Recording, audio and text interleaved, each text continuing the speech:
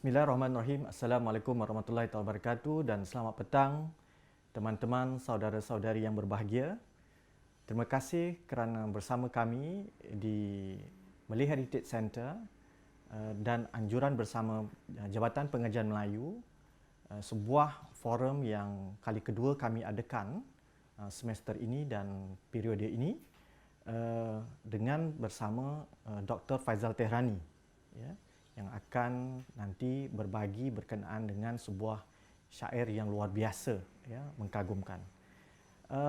Sebagai makluman, tajuk yang telah kita persiapkan hari ini bertemakan yang merangsang dan menggiurkan, ya, cerita dari sebuah syair yang nanti Dr. Faizal Tehrani, yang kita juga tahu nama sebenarnya Muhammad Faizal Musa, akan menyampaikan syair Raja Tedung dengan Raja Kata untuk renungan muafakat nasional. Itu sebagai subtemanya. Ya.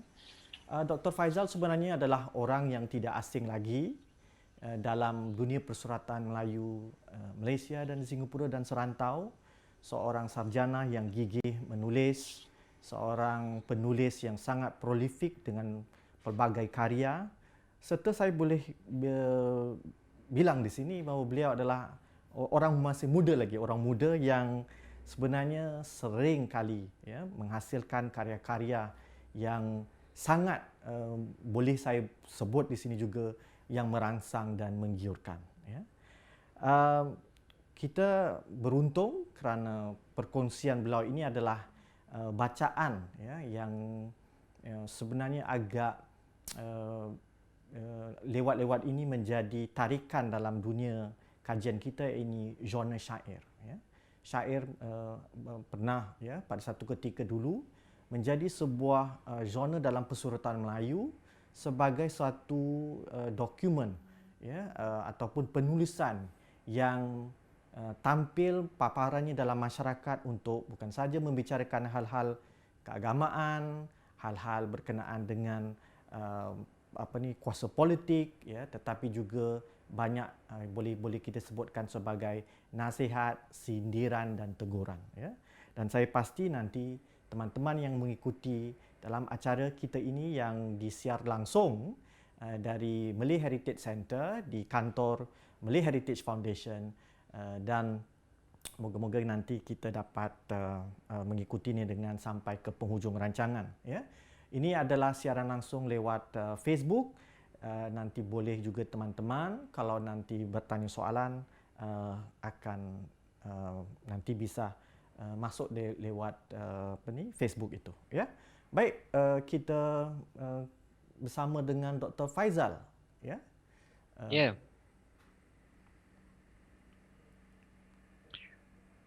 Apa khabar Dr. Faizal? Ya, baik, alhamdulillah. Apa khabar Dr. Azhar? Alhamdulillah. Jadi nampaknya kita bertemu lagi, tapi beginilah ya pertemuan kita dalam era pandemik ni. Suka tak suka, walaupun sebenarnya kita dekat, tapi begitulah nampaknya. Jadi bagaimana saya mulakan? Saya mulai. Baik, Dr. Faizal, mungkin, ya, sebelum Dr. Faizal mulakan itu, agak baik juga saya ni sebagai moderator dan convener untuk acara ini, ya. Ini sudah berapa kali, ya, kita bersama sebenarnya. Saya sebenarnya tak jemu-jemu, ya, bersama dengan saudara. Setiap kali ada bersama dengan tuan, topiknya baru dan menyegarkan. Dan kali ini topik ni bukan saja menyegar tapi merangsangkan, ya. Jadi bagaimana Dr. Faizal? Apa mungkin sedikit latar belakang daripada pemilihan tajuk tuan ini? Syair Raja Tedung dengan Raja Katak, ya, sebagai satu renungan. Sudah, ialah seperti yang Dr. Azhar maklumkan, saya sudah beberapa kali hadir acara-acara di National Malay Center, Malay Heritage Center ni. Dan kalau masih ingat, ada beberapa kali yang saya lakukan tentang seks dan teks, kan. Dan juga saya membayangkan untuk menyambung dengan syair Lebay Guntur. Tetapi saya fikir berhenti dulu kajian-kajian seumpama itu dan saya temukan sebuah syair yang menurut saya lebih menarik dan kena dengan suasana sekarang ya. Ya. Jadi merangsang dan menggiurkan itu tak semestinya apa itu yang erotis saja, tetapi juga ia boleh juga jadi banyak perkara kan. Mm-mm. Dan untuk siaran petang ini, rancangan petang ini merangsang dan menggiurkan itu, saya pilih sebuah syair yang judulnya itu agak menangkap, itu Raja Tedung dengan Raja Katak. Ya. Jadi kalau dulu-dulu kalau saya baca syair dengan watak-watak haiwan ini, kita memang akan temukan unsur-unsur didaktik yang kuat kan, unsur-unsur Mm-mm. mendidik, mengasuh yang kuat. Tetapi unsur-unsur itu selalunya unsur teks-teks syair itu selalunya teks agama dan juga berbentuk nasihat-nasihat ya. Syair burung dan sebagainya. Ada juga syair buah-buahan, juga masih nasihat ya. Ya. Tapi kali ini nasihat ini lain sedikit. Saya tengok konteks dia ini adalah satu yang agak political Hmm. latar belakangnya. Ya.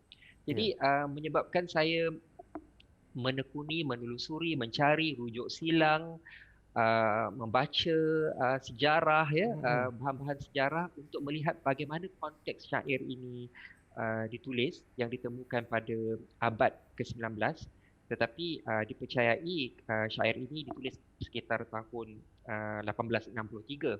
Ya. Jadi bila bila dibaca dan dibaca lagi dan saya juga uh, cuba menghubungkan Mm-mm. dengan apa yang berlaku sekarang, saya Mm-mm. fikir syair ini, teks ini cukup untuk merangsang dan menggiurkan juga, yang Ya. menyebabkan saya mencadangkan kepada Malay Heritage Centre Mm-mm. untuk membicarakan perihal syair inilah, syair Ya. Raja Tedung dengan Raja Katak ini. Mm-mm.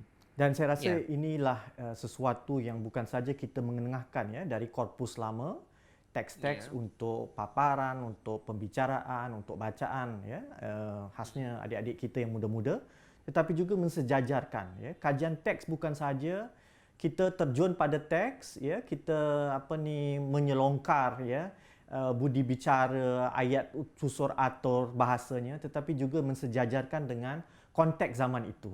Apa sebab teks itu ditulis ya, sedemikian rupa, dan pasti ya, ini memerlukan ilmu bantu yang lain ya, pastinya ya, kesejarahan, ilmu politik ya, dan dinamika sosiologis ya, untuk memahami teks-teks tersebut ya. Baik, Dr. Fazal, kalau sudah bersedia, saya rasa ayo kita bersama-sama teman-teman mengikuti kuliah daripada Dr. Faizal lewat Facebook ini, yang julung-julung kita adakan siaran langsung ya. Saya di Singapura, Dr. Faizal di Kuala Lumpur, dan ini adalah suatu kerja yang luar biasa, berat dan mengagumkan. Silakan Dr. Faizal. terima kasih Dr. Azhar. Uh, Izinkan saya untuk berkongsi page ya, slide saya ini untuk tatapan semua. Baik, uh, sekitar tahun 1866 pada 23 hari bulan Julai, Tlingit, H.C. Tlingit sebenarnya seorang paderi dan juga seorang pengkaji dan juga pengumpul manuskrip Melayu, telah menghimpunkan sejumlah 73 buah manuskrip daripada Riau, daripada Singapura, dan dibawa ke Batavia, dibawa ke Jawa. Dan di antara banyak-banyak manuskrip itu adalah manuskrip syair Raja Tedung dan Raja Katak. Ya. Syair ini dipercayai dikarang ataupun dihasilkan di Pulau Penyengat, Riau. Ya. Jadi berdasarkan tera air manuskrip tersebut, pengkaji-pengkaji percaya syair ini dikarang sekitar tahun 1863 ya, lebih kurang begitu. Dan seperti yang kita tahu, syair-syair ini apabila dikumpulkan di Batavia kemudian terus dibawa ke Leiden dan tersimpan di sana. Hanya pada tahun 2002, teman saya Costa dan juga Roger Toll telah melakukan transliterasi dan menemukan syair ini sebenarnya adalah sebuah satu satira yang menggetarkan ya. Tetapi belum lagi maknanya dapatan-dapatan mereka itu benar-benar digali dan benar-benar difahami ya, latar belakangnya. Maknanya mereka menemukan tentu ini suatu alegori politik, tetapi belum benar-benar difahami apa yang berlaku di sebalik uh, penghasilan manuskrip ini ataupun syair ini. Jadi bila saya juga menemui teks ini dan saya baca dan baca lagi, saya dapati bahawa ada banyak sebenarnya hubungan teks syair ini dengan pemerintahan Sultan Sulaiman Johor Lama, ya, yang akan saya terangkan nanti satu demi satu mengikut kronologinya supaya kita faham. Dan lebih menarik, ia adalah satu counter naratif terhadap gerakan politik Bugis di alam Melayu. Dan banyaknya syair ini seolah-olahnya yang tanpa pengarang menjawab apa yang ditulis oleh Raja Ali Haji dalam Tuhfat Al-Nafis. Dan saya menggunakan Tuhfat Al-Nafis versi Terengganu kerana menurut saya ia lebih bebas dari kesendengan terhadap mana-mana pihak, ya. Jadi daripada refleksi itu saya akan melihat pula bagaimana hubungannya dengan kita pada hari ini. Jadi seperti yang saya sebutkan tadi, syair ini ia bukan satu syair yang uh, ala-ala sang kancil dan buaya, tapi dia adalah satira politik, ya, mengisahkan kisah krisis politik orang Melayu pada awal kurun ke-18. Jadi menurut saya ia sebuah satu syair yang menarik, ya. Jadi begini, ya, pada tahun 1721 Sultan Sulaiman di Johor ia telah membuat satu muafakat taat setia. Ini semacam grand coalition, ya, dengan 5 orang putera Bugis, ya. Kalau kita baca buku-buku sejarah, di satu pihak ada Melayu Johor Riau dan di satu pihak lagi ialah kelompok orang Bugis dari Makassar, ya. Muafakat itu adalah antara Raja Sulaiman, Sultan Sulaiman dengan putera Bugis yang membolehkan Opu Kelana Jaya Putra atau Daeng Marewah diangkat menjadi Yang di-Pertuan Muda di Johor Riau. Nah, sekarang ini bila kita baca teks-teks sejarah, kita akan temukan bahawa Sultan Sulaiman sebenarnya membelakangkan rakyatnya, iaitu orang Melayu, dan bergagasan, ya, secara sejahteranya dengan putera Bugis ini. Jadi sebelum kita tiba kepada Sultan Sulaiman ini, ya, dan segala macam krisis politik yang berlaku pada zamannya dengan campur tangan Bugis, kita lihat apa yang berlaku sebelum itu, ya. Sultan Sulaiman ini adalah putera kepada Sultan Abdul Jalil Riayat Shah, ya. Iaitu ayahandanya ini adalah Perdana Menteri atau bendahara kepada Sultan Mahmud Shah yang zalim, ya, dan menjadi simbol tirani orang Melayu. Kalau kita ingat ini dalam sejarah, dalam teks-teks Lipur Lara juga, Sultan Abdul Jalil Riayat Shah ini adalah bendahara kepada Sultan Mahmud Shah, iaitu Sultan Mahmud mangkat di Julang, ya. Jadi Sultan Mahmud ini dikatakan mangkat dalam keadaan dijulang, iaitu waktu ketika baginda ditandu untuk ke masjid bersemayam Jumaat. Jadi dalam teks sejarah, dokumen-dokumen sejarah melaporkan bahawa rakyat sangat marah, ya, dengan Sultan Mahmud ini. Jenazahnya ditelanjangkan dan digantung di masjid selama 3 hari. Persis, ya, kalau kita gambarkan imajinasi satu tindakan orang Melayu yang sungguh revolusioner, ya. Sepertinya tahun 1699 di Perancis, di Paris, ya, semacam revolusi Perancis. Dan dalam keadaan huru-hara tersebut, Perdana Menteri ketika itu tidak mempunyai pilihan lain melainkan menerima saranan orang keliling agar ditabalkan sebagai raja, ya. Jadi ketika itu orang Melayu belum kenal hanya kenal sistem monarki, ya. Jadi tak ada sistem republik, belum kedengaran, ya. Sebab, ya, mungkin Hang Tuah pun tak pernah terjemahkan buku-buku dari Greek dan sebagainya, ya. Katanya dia tahu banyak bahasa, kan. Jadi dia tidak terjemahkan, jadi orang pun tak pernah dengar tulisan-tulisan Aristotle lah, Plato dan sebagainya. Maka Sultan Abdul Jalil ini, Perdana Menteri ini pun diangkatlah menjadi raja.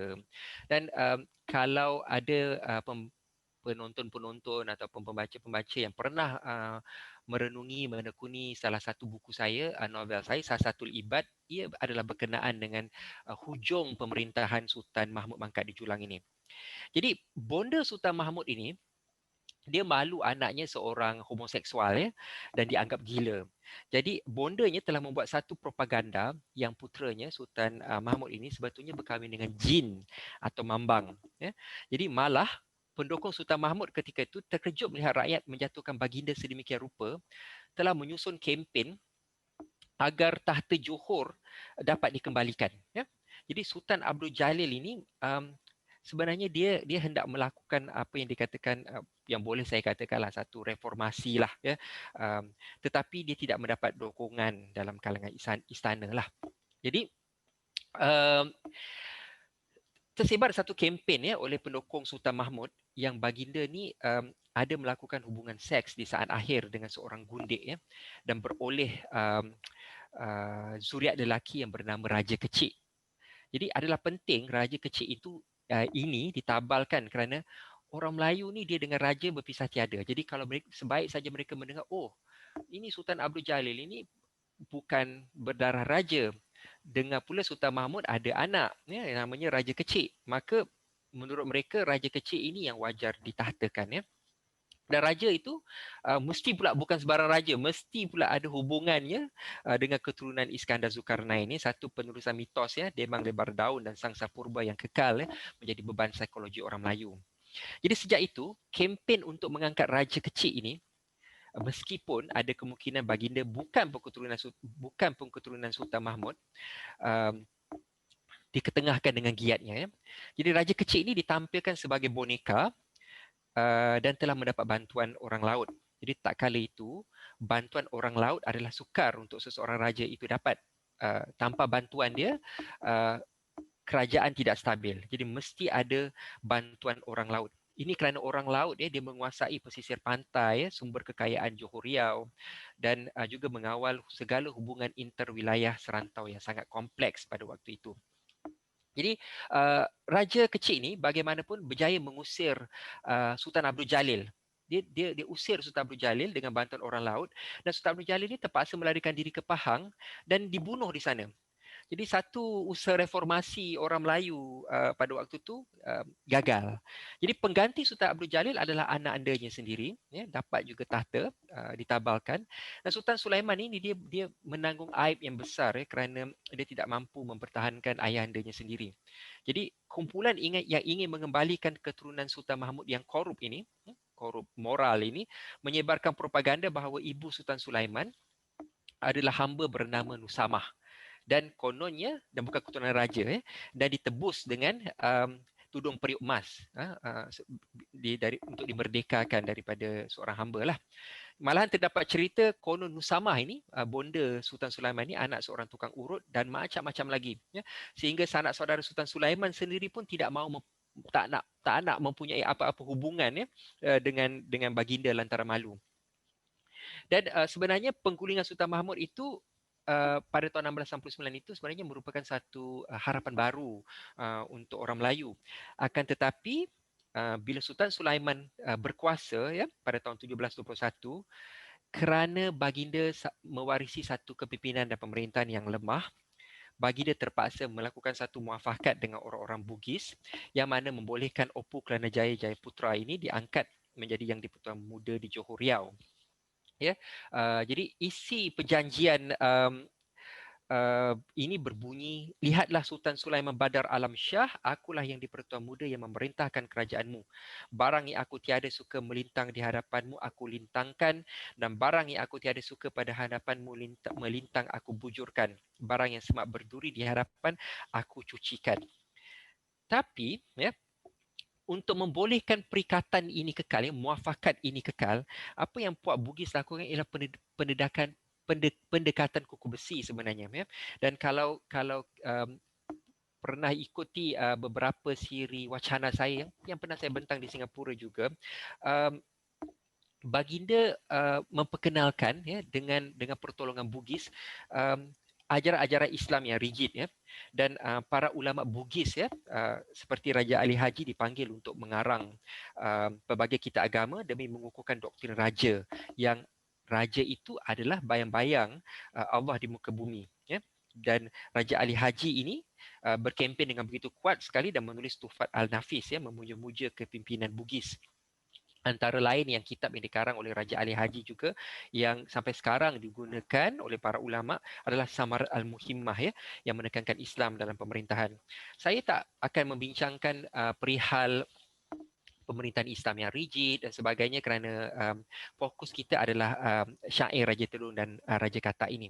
Ya, jadi syair ini sebenarnya adalah satu counter naratif ataupun jawapan balas kepada Tufan Al-Nafis tersebut. Dan oleh kerana ia tidak mempunyai pengarang, ia sangat sangat menarik ya. Jadi syair ini adalah satu satira politik yang mengambil watak Raja Ular Tedung yang menenggek dan menganiayai Raja Katak oleh keburuhannya. Jadi dengan itu dia dapat menguasai negeri Katak. Jadi segala nasihat dan teguran orang sekeliling khusus daripada menteri tua tidak diendahkan oleh Raja Katak yang menyebabkan akhirnya nanti rakyat negara Katak ataupun negeri Katak mengalami kerugian dan menjadi mangsa dan kehilangan negeri. Jadi dalam syair ini digambarkan Raja Ular Tedung ni menyamar baik, berpura-pura dan menawarkan konon ilmu politik yang berguna kepada Raja Katak. Sebagai balasan, tentulah Raja Ular Tedung ni menuntut sesuatu yang bukan calang. Jadi apa yang dituntut itu nanti kita akan lihat ya. Ini sebahagian daripada bait-bait yang ada di dalam syair Raja Tedung ini. Ya. Tedung itu ular bestari, pandai menyamar, menipu diri. Bisanya pula tidak terperi jika terpatuk sukar ditawari. Berfikirlah Tedung amat sempurna, biarlah Katak ku ajarkan makna. Dapatlah ku tipu dia di sana, Katak sekalian ku berhina. Nampak tu ya. Jadi Tedung berkata dengan perlahan, janganlah takut tuan-tuan sekalian, duduklah Tedung di bawah telampakan sambil menyembah jari disusunkan. Adalah maksud hamba kemari membawa satu ilmu jauh hari supaya tuanku beta ajari rakyat pun takut seisi negeri. Jadi dia nak kata bahawa Raja Katak ni tidak mendapat hormat daripada rakyat. Lemah ya. Rakyat Katak pun tidak percaya kepada Raja Katak. Jadi apa yang tawaran Raja Ular Tedung ini ialah dia kata mari saya ajarkan sesuatu yang akan menyebabkan rakyat negeri Katak ini hormat ya, tunduk sujud dan menyembah Raja Katak. Jadi dia kata berhadiahlah juga sedikit. Alamatnya guru mengajar murid. Ilmu ni tidak dengan bersakit paksa memaksa juga sedikit. Jadi dia kata ni ada pengeras lah. Dah ajar sesuatu. Apa hadiahnya sebutlah di situ. Barang berapa yang ada tentu supaya beta memberikan itu. Jadi Tedung dah tahu. Raja Katak dah masuk perangkap. Dia pun kata menjawab Tedung dengan sukanya. Tidaklah banyak tuanku upahnya. 2 ekor katak sahaja adanya. Tuanku izinkan patik memakannya. Jadi dia nak 2 ekor katak ya, untuk makan, untuk isi perut dia, lapar dia. Dia kata dalam suasana apa ni rakyat-rakyat negeri Katak ini tidak menghormati Raja Katak ya. Jadi apa yang ditawarkan ialah Raja Ular Tedung ni menawarkan kebesaran dirinya agar rakyat Katak ni mendengar kata dan tidak mempersendakan baginda Raja Katak. Apa cara dia? Cara dia ialah dengan Raja Katak itu bertahta di atas panggung kepala ular tu. Jadi dia duduk di atas Katak ni duduk di atas kepala ular. Jadi jika mereka ke mana-mana, rakyat Katak akan nampak gerun dan akur menyembah. Jadi tidak syak lagi inilah sebenarnya taktik Sultan Sulaiman apabila dia menggunakan hikmat putera Bugis. Jadi kehebatan Bugis sebagai perompak di laut cukup untuk menjadikan buah mulut dalam kalangan orang laut dan boleh menundukkan mereka. Ingat seperti kata saya tadi, mana-mana Sultan Melayu yang tidak mendapat dukungan ataupun sokongan orang laut akan bermasalah. Kerajaan sukar untuk stabil. Jadi dalam bait puisi syair Raja Tedung dan dengan Raja Katak ini disebutkan, berkata hai sekalian Menteri Hulu Balang, lihatlah oleh kamu aku sekarang di kepala Tedung duduk terjulang, lebihlah kebesaranku daripada orang. Jadi dia Raja Katak ni perasan dia kata orang akan takut dengan dia kerana dia duduk di atas kepala Raja Tedung. Adakah orang sepertinya aku di kepala Tedung bertelekan siku? Hendaklah kamu mengikut sabda supaya tidak kamu kesapu. Jadi argumen Raja Katak ini ialah, ini tengok, aku duduk atas kepala Raja Tedung ini. Raja Tedung ni yang bawa aku. Biasanya ular makan katak kan. Tapi ni sekarang aku duduk atas dia. Aku lebih besar daripada dia. Jadi jangan main-main. Jadi jangan engkau tu tidak hormat aku. Macam itulah yang Sultan Sulaiman taktik ataupun strategi pendekatan Sultan Sulaiman. Jadi pada waktu itu ya tuan-tuan, ketika Bugis melebarkan pengaruh politik mereka di Johor Riau sekitar abad ke-18 itu ada satu jawatan yang diperkenalkan namanya Jawatan Yang di-Pertuan Muda ya. Kedudukan itu sebenarnya adalah tujuan inilah untuk menjadi kenderaan Bugis untuk menunggang orang Melayu ya. Malah Sultan atau Yang Tuan Besar diperlekehkan sehingga tidak ada fungsi. berkuasanya yang di-Pertuan Muda Bugis ini, sampai Sultan tu tak ada fungsi, dalam teks silsilah Melayu dan Bugis, dia memerikan keadaan ini tentang Sultan. Katanya lagi, dan lagi pula Yang Tuan Besar Sultan jadi seperti perempuan sahaja. Jika diberinya makan, maka barulah makan ia. Dan Yang Tuan Muda jadi seperti laki-laki. Dan jika datang satu-satu hal atau apa-apa juga bicara, melainkan apa-apa kata Yang Tuan Muda. Ini meletakkan sultan ini, dikatakan analoginya macam perempuan saja, diberi makan barulah makan. Ini suatu yang sangat besar maknanya. Satu sindiran, satu kecaman, satu kritikan, satu penghinaan yang sungguh menjolok mata lah, yang menurut saya merangsang dan menggiurkan. Jadi sudah tentu strategi Raja Katak ini menggemparkan orang-orang ramai, rakyat orang Melayu pada waktu itu. Malah kebanyakan golongan bangsawan Melayu pada waktu itu berusaha untuk mengingatkan baginda bahawa baginda ni sebenarnya sedang bermain dengan api. Ini kerana ular sudah diketahui mematuk dan memang tak sesuai untuk dibuat rakan sekongkol. Tak boleh muafakat, tak boleh berperikatan, tak boleh berblok, berkemah dengan ular. Jadi hal ini begitu jelas yang mencerminkan kegelojohan kuasa Bugis yang ingin melebarkan pengaruh ke tanah Melayu tak kala itu. Jadi kenapa Johor Riau ini kekayaannya usah diceritakan pada waktu itu memang menjadi umpanan yang menggiurkan dan merangsangkan untuk semua. Dalam hal ini semua di sini bukan bermaksud penjajah atau kuasa asing semata-mata. Kuasa asing itu boleh saja menjadi kuasa Bugis Jadi ini bahagian daripada syair, bait-bait syair Raja Tedung dengan Raja Katak. Menteri Penggawa mendengar sabda, terbanglah arwah di dada. Apalah akal si Raja Berida, tak dapat tiada diikut barangnya. Sabda, berfikirlah hulu balang menteri sekalian, tertipulah sudah baginda bangsawan. Terkena pesona Tedung pahlawan, akan kita sekalian pun tertawan. Masing-masing pun berhati gundah, lenyaplah akal dari dalamnya dada, memikirkan halnya Raja Berida, daripada Tedung tidak berbeza. Bukannya tidak diketahui baginda, bersahabatkan Tedung bukannya mudah, takdir azali yang telah sudah, Katak menjadi makanannya yang ada. Nah, sekarang ni tadi saya bercerita tentang Bugis lah, orang laut lah kan. Tapi siapa sebenarnya kuasa Bugis dan kuasa dan orang laut ini Jadi saya juga diingatkan pembentangan saya ini bukan tujuan untuk memburukkan suku Bugis atau membodohkan orang Melayu Akan tetapi kita sebenarnya sekadar untuk membuka mata mengenai krisis politik Melayu satu masa dahulu yang mungkin sejajar dengan apa berlaku sekarang. Kita perlu ingat dalam kurun ke-18 kuasa Bugis ataupun orang Bugis itu bukan orang Melayu. Mereka pada waktu hari ini baru orang Bugis dianggap bahagian daripada orang Melayu, orang Jawa dianggap orang Melayu, Batak dianggap orang Melayu. Tapi pada waktu kurun ke-18 itu orang Bugis adalah orang asing dengan bahasanya yang lain, dengan budayanya yang lain, makan minumnya yang lain, gastronominya. Jadi serba-serbinya lain. Tambah-tambah pula kuasa Bugis pada waktu itu dikatakan mahir di laut dan dihubungkan dengan lanun dan juga dengan perompak Jadi orang Bugis pada waktu itu kurun ke-18, kurun ke-19 sangat asing menurut di kacamata orang Melayu. Jadi susur galur orang Bugis ini kita boleh telusuri kuasa Bugis ini sehingga ke watak La Madusila Raja Bugis yang pertama dipercayai memeluk Islam. Jadi baginda ni dia ada 3 orang putera Opu Daeng Biasa, Opu Tanderi Burung Daeng Rileke dan Opu Payung. Jadi Daeng Rileke ini memiliki 5 orang putera seibu, satu ibu Opu Daeng Parani, Opu Daeng Menambun, Opu Daeng Merewah, Opu Daeng Celak dan Opu Daeng Kemasi. Jadi Daeng Rileke dan anak-anak berlima ni dia telah mengembara ke negeri-negeri Melayu Dia berlayar sampai ke Johor, naik sampai ke Melaka, Perak, Kedah untuk melihat negeri-negeri Melayu pada waktu itu. Baik, orang laut pula dia adalah tunjang sebenar kerajaan Melayu. Kata saya tadi orang laut ini dia adalah kuasa yang akan memberi kestabilan kepada mana-mana kesultanan Melayu.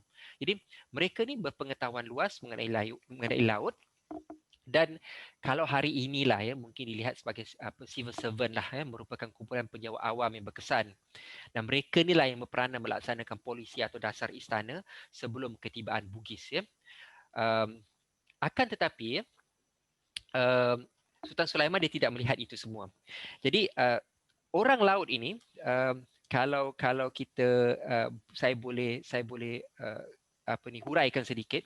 Sebelum dinasti bendahara tadi, kerajaan Melayu, terutama kerajaan Melayu Melaka dengan kerajaan Melayu Johor ni, dia menjadikan orang laut ni macam sumber tenaga utama mereka lah.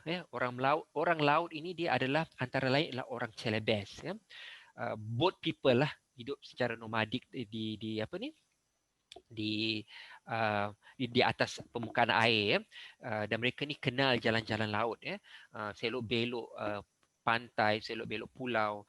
Dan orang laut ni bukan satu suku, dia ada banyak suku. Antara sukunya suku Tambas, suku Mantang, suku Galang, Pusek, Sekanak, Barok, Moro, orang Moro, Sugi, Bintan, Mepar, Gelam, orang Seletar di Johor dan Singapura, orang Kalang juga di Johor, Akit dan juga suku Nam.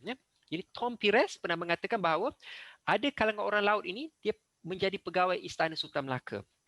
Dan selepas kekalahan Melaka kepada Portugis, orang laut ni dia masih mengekalkan taat setia dia kepada institusi Kesultanan Melayu ni. Dalam kes ini, mereka memberikan taat setia kepada Kesultanan Johor lama lah. Dan orang laut ni dia menduduki hierarki keempat dalam struktur kuasa kerajaan. Kalau kita buat piramid itu macam buku-buku teks sejarah tu, mereka duduk hierarki keempat. Mereka ni bekerja sebagai antara lain pendayung sultan, utusan surat, tukang angkat air, kayu api. Macam kata saya tadi tu macam penjawat awam lah. Tapi bila kemakatan Sultan Mahmud Mangkat di Julang itu tadi, semangat taat setia mereka ni lagi dia pudar kerana mereka tak mahu memberikan ketaatan setia kepada dinasti bendahara, kepada Sultan Abdul Jalil. Jadi ini yang Sultan Sulaiman ini mendapat masalah kerana orang laut ni tidak mahu taat kepada baginda. Jadi baginda ni tak ada pesuruh, tak ada pekerja, tak ada penjawat awam. Jadi Sultan Sulaiman tentulah dia tidak melihat apa yang dia dilihat itu, apa yang dilakukan itu satu taktik yang sebenarnya berbahaya. Kenapa? Kerana dalam istana keliling Sultan Sulaiman itu sendiri ada ramai orang yang sebenarnya mengampu baginda. Jadi persis inilah yang terjadi kepada Raja Katak dalam syair Raja Tedung dengan Raja Katak, yang ikut percaya dengan orang bawah dan dia pun jadi tukang angguk. Menyembahlah sekalian sambil berperi, patutlah tuanku Raja Bestari di kepala Tedung tuanku berseri, takutlah orang seisi negeri. Ni yang nampak ada orang yang pergi beritahu Sultan Sulaiman, Raja Katak katanya, tuanku nampak berseri. Jadi baginda Raja Katak ni mendengar, suka tertawa. Ingatlah kamu yang satu dua, jikalau siapa yang banyak kecewa, ku perbuatkan seperti sentana sarwa. Nah dia Raja Katak tu pula dia dah perasan orang dah puji-puja dia. Sampai dia kata, dengar, kalau orang tak dengar cakap aku nanti aku bagi korang makan Raja Tedung. Dia pula mengancam rakyat dia sendiri. Jadi Raja Katak ini dia dinasihatkanlah Perdana Menteri yang tua. Ada satu Perdana Menteri tua. Macam biasa Perdana Menteri selalu tua-tua, tak ada yang muda. Dinasihatkan Perdana Menteri yang tua ni, akan tetapi malang sekali Raja Katak ni tak mau dengar. Menteri yang tua pun datanglah sembah ke bawah hadirat Duli Khalifah. Apakah sebabnya tuanku berubah dengan Tedung jadi bersumpah? Ni Perdana Menteri tak boleh terima. Perdana Menteri bertanya. Ni kiranya Perdana Menteri tua yang bijaksana lah ya. Jadi apa yang berlaku ialah tuan-tuan, selepas kemakatan Sultan Sulaiman, usaha membaiki keadaan ini cuba diteruskan oleh orang Melayu. Sultan Sulaiman akhirnya mangkat. Tapi orang Melayu tahu bahawa ini keadaan ini, kita harus betulkan ini. Ini Sultan Sulaiman telah bagi kuasa kepada orang Bugis yang terlalu banyak. Mesti ada sesuatu perlu dilakukan. Jadi ananda baginda yang bernama Sultan Abdul Jalil atau dikenali Raja di Baroh turut kehilangan kawalan. Jadi beliau ini dinikahkan dengan Raja Maimunah, anak Daeng Parani. Baginda juga lemah di bawah telunjuk Daeng Kemboja itu yang dipertuan muda ketika eranya.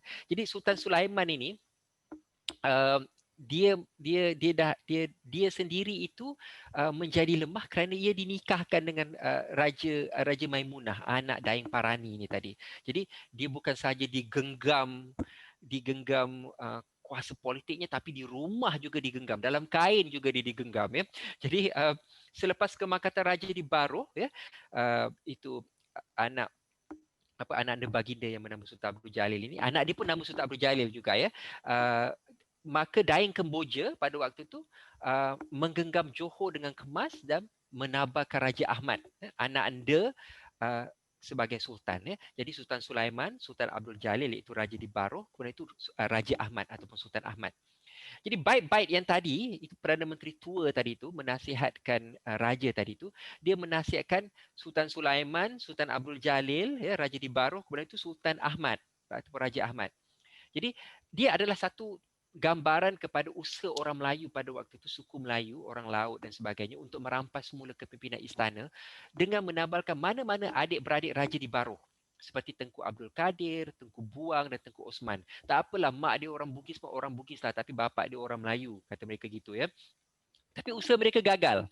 Malah Daeng Kemboja sedar Sultan Ahmad ni mungkin berpihak kepada bapa-bapa saudaranya dengan pantas menabalkan Raja Mahmud, adik Sultan Ahmad itu, sebagai sultan ya, kerana Raja Mahmud ni masih terlalu kecil. Jadi bila kecil bawah umur boleh diperintah-perintah ya, boleh disuruh-suruh. Macam kata tadi tu, sultan tu disuruh makan, makanlah dia, dah jadi macam orang perempuan. Ya, supaya sultan yang masih muda ni kekal di bawah kuasa dan kawalan Bugis. Ya. Jadi kerana Sultan Ahmad itu tidak dengar cakap, mungkin terpengaruh dengan bapa saudara, tukar lagi sultan ya. Berapa kali tukar ya, guling kerajaan. Jadi apa yang lebih mengejutkan ialah terdapat naratif lain ya mengenai penabalan Sultan Mahmud dan kebangkatan raja di Baroh ni ya. Ada banyak naratif kan, sejarah ni kan dia tidak ada satu naratif kan.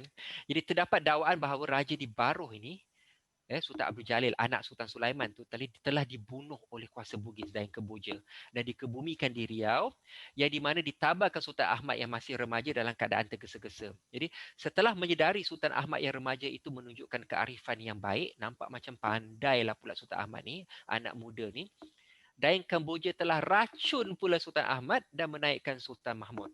Jadi racun punya racun banyak sampai akhirnya naik Sultan Mahmud. Namanya sama berulang-ulang nama, jangan keliru. Dan pengaruh dan tindak tanduk Bugis yang berleluasa ini berterusan apabila usaha orang Melayu untuk mendapatkan kuasa sekali lagi digagalkan apabila Sultan Mahmud pula mangkat. Ya, Sultan yang kecil lagi, masih muda tadi, yang masih sangat anak tadi itu pun mangkat. Puak Bugis telah menunjukkan Tengku Abdul Rahman sebagai pengganti dan menafikan lobi dan usaha kaum Melayu untuk menaikkan Raja Hussein, meskipun terdapat wasiat Sultan Mahmud agar Raja Hussein yang diberi peluang. Untuk menjadikan kenyataan, pihak Bugis telah memaksa Tengku Abdul Rahman menerima jawatan tersebut dengan cara kekerasan. Paksa Tengku Abdul Rahman terima, dia kerahkan tentera supaya baginda akur, dan ini dapat diteliti menerusi surat Tengku Abdul Rahman atau Sultan Abdul Rahman kepada William Farquhar. Ini tadi Sultan Hussein tadi ni yang saya sebutkan tadi, ni Sultan Hussein di Singapura ni, syair tantangan di Singapura yang tempatnya sekarang Malay Heritage Centre duduk sekarang ini. Jadi kembali kepada syair itu tadi, kita nak tunjukkan bagaimana timbal balas rujuk silang antara syair Raja Tedong dengan Raja Katak ini dengan sejarah. Ya, Raja Katak ni memanglah lembu dan bodoh kerana percaya kerayuan dan ikhlas seekor ular. Ini kerana Raja Tedong ni pun dia kerap berbohong dan bernifak memujuk rayu.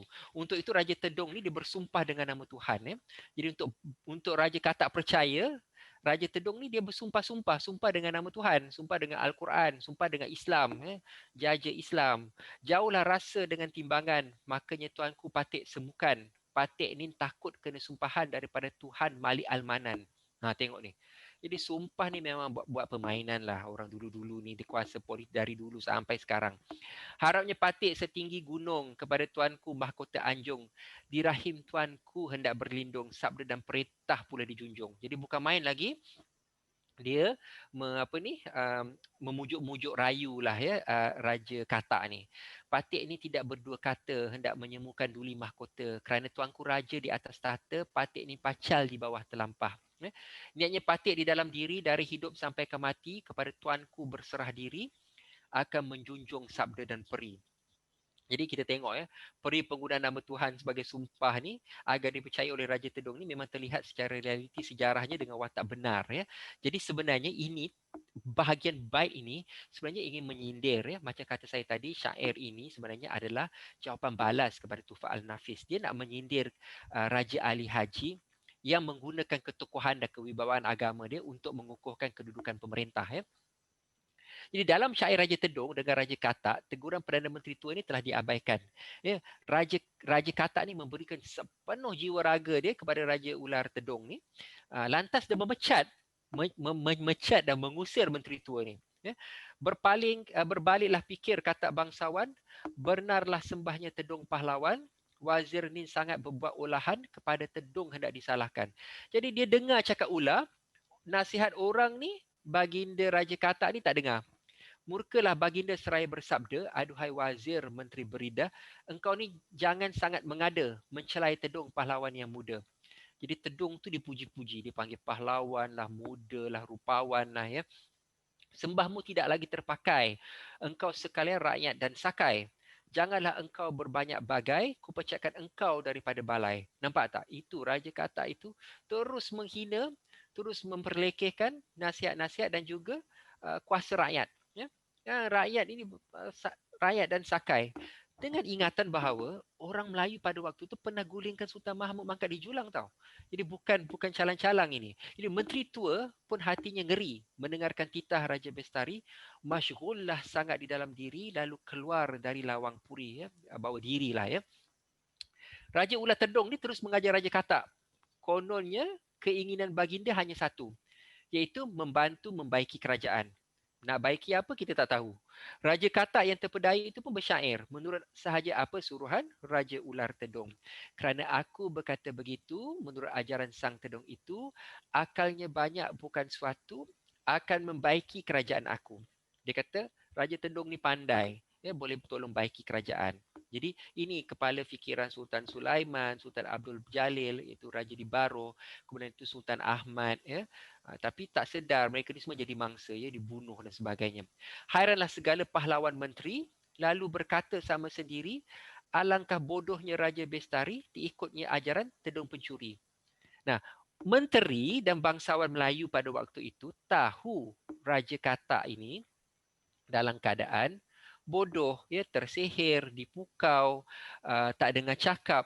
Tapi tak ada siapa pun yang berani ke hadapan untuk melakukan sesuatu. Jadi turutkanlah sahaja apa yang insiden apa yang berlaku tu kita diamkan, ya, kita lihat saja apa yang berlaku.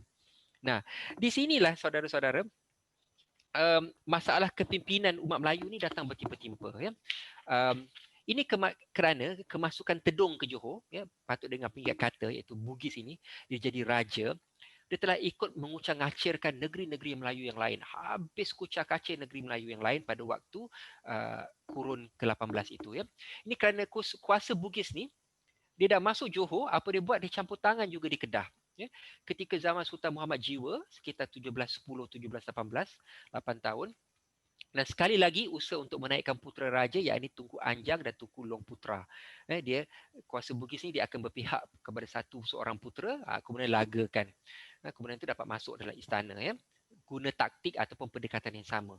Sekali lagi campur tangan Bugis merosakkan kedamaian politik Melayu di Selangor. Selangor pun juga dia masuk, di mana Daeng Celak selaku yang di-Pertuan Muda telah membantu Bugis negeri itu menentang Perak dan Siak. Jadi kuasa Bugis malah menyusup di Selangor menerusi penabalan Raja Lumu di Kuala Selangor, dan dalam kes di Kedah dan Selangor ni pada awalnya orang Melayu memilih tidak terlibat untuk bersama-sama Bugis, ya. Tapi kemudian tu nanti macam kata saya tadi, Bugis ni telah jadi bahagian dari Melayu lah, ya. Tapi ini waktu dahulu. Dalam hal ini, ya, Ular berjaya masuk dalam negeri kerana rakyat sama sekali tidak membantah, macam kata saya tadi. Malah ramai yang bodoh menurut apa saja terjadi. Pada mulanya rakyat Katak pasrah, ya, tetapi perlahan-lahan mereka pun sedar ini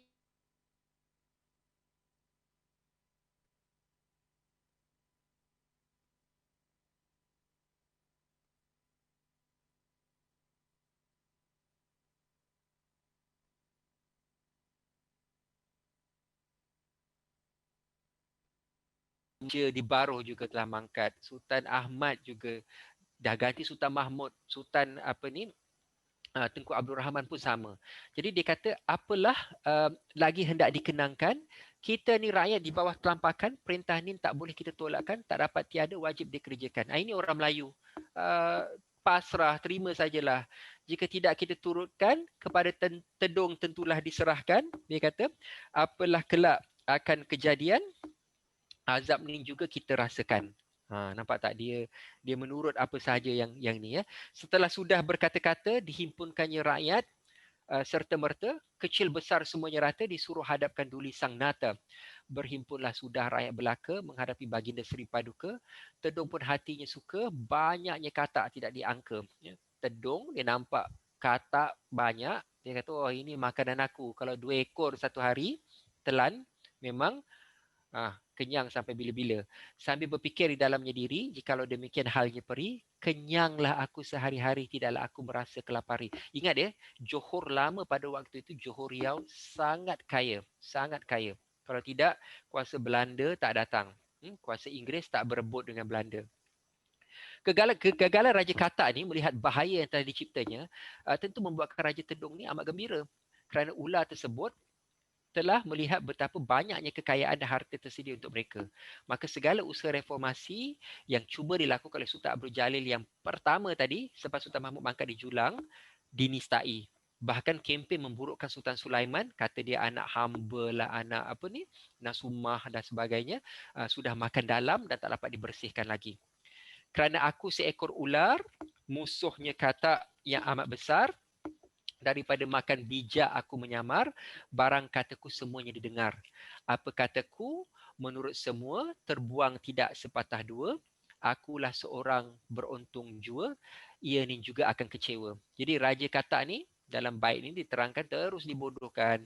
Sebarang usaha untuk menyedarkan Raja Katak terus gagal. Kerana bagi dia percaya, Sultan demi Sultan itu percaya strategi bertenggek di atas kehebatan ular ini akan membolehkan baginda berkuasa dan dapat menundukkan rakyat yang liar, ya, kononnya. Jadi inilah strategi politik yang sama dilakukan oleh Sultan Sulaiman dan Sultan-Sultan lainnya. Nah, Tuanku Raja amat mutabar, bertambahlah jua pangkat yang besar, betapa hairan orang mendengar keinderaan tuanku seekor ular. Tiadalah raja lain kerajaan dapat menyamai mahkota junjungan, bertambah arif serta dermawan, setolok tuanku tiada bandingan.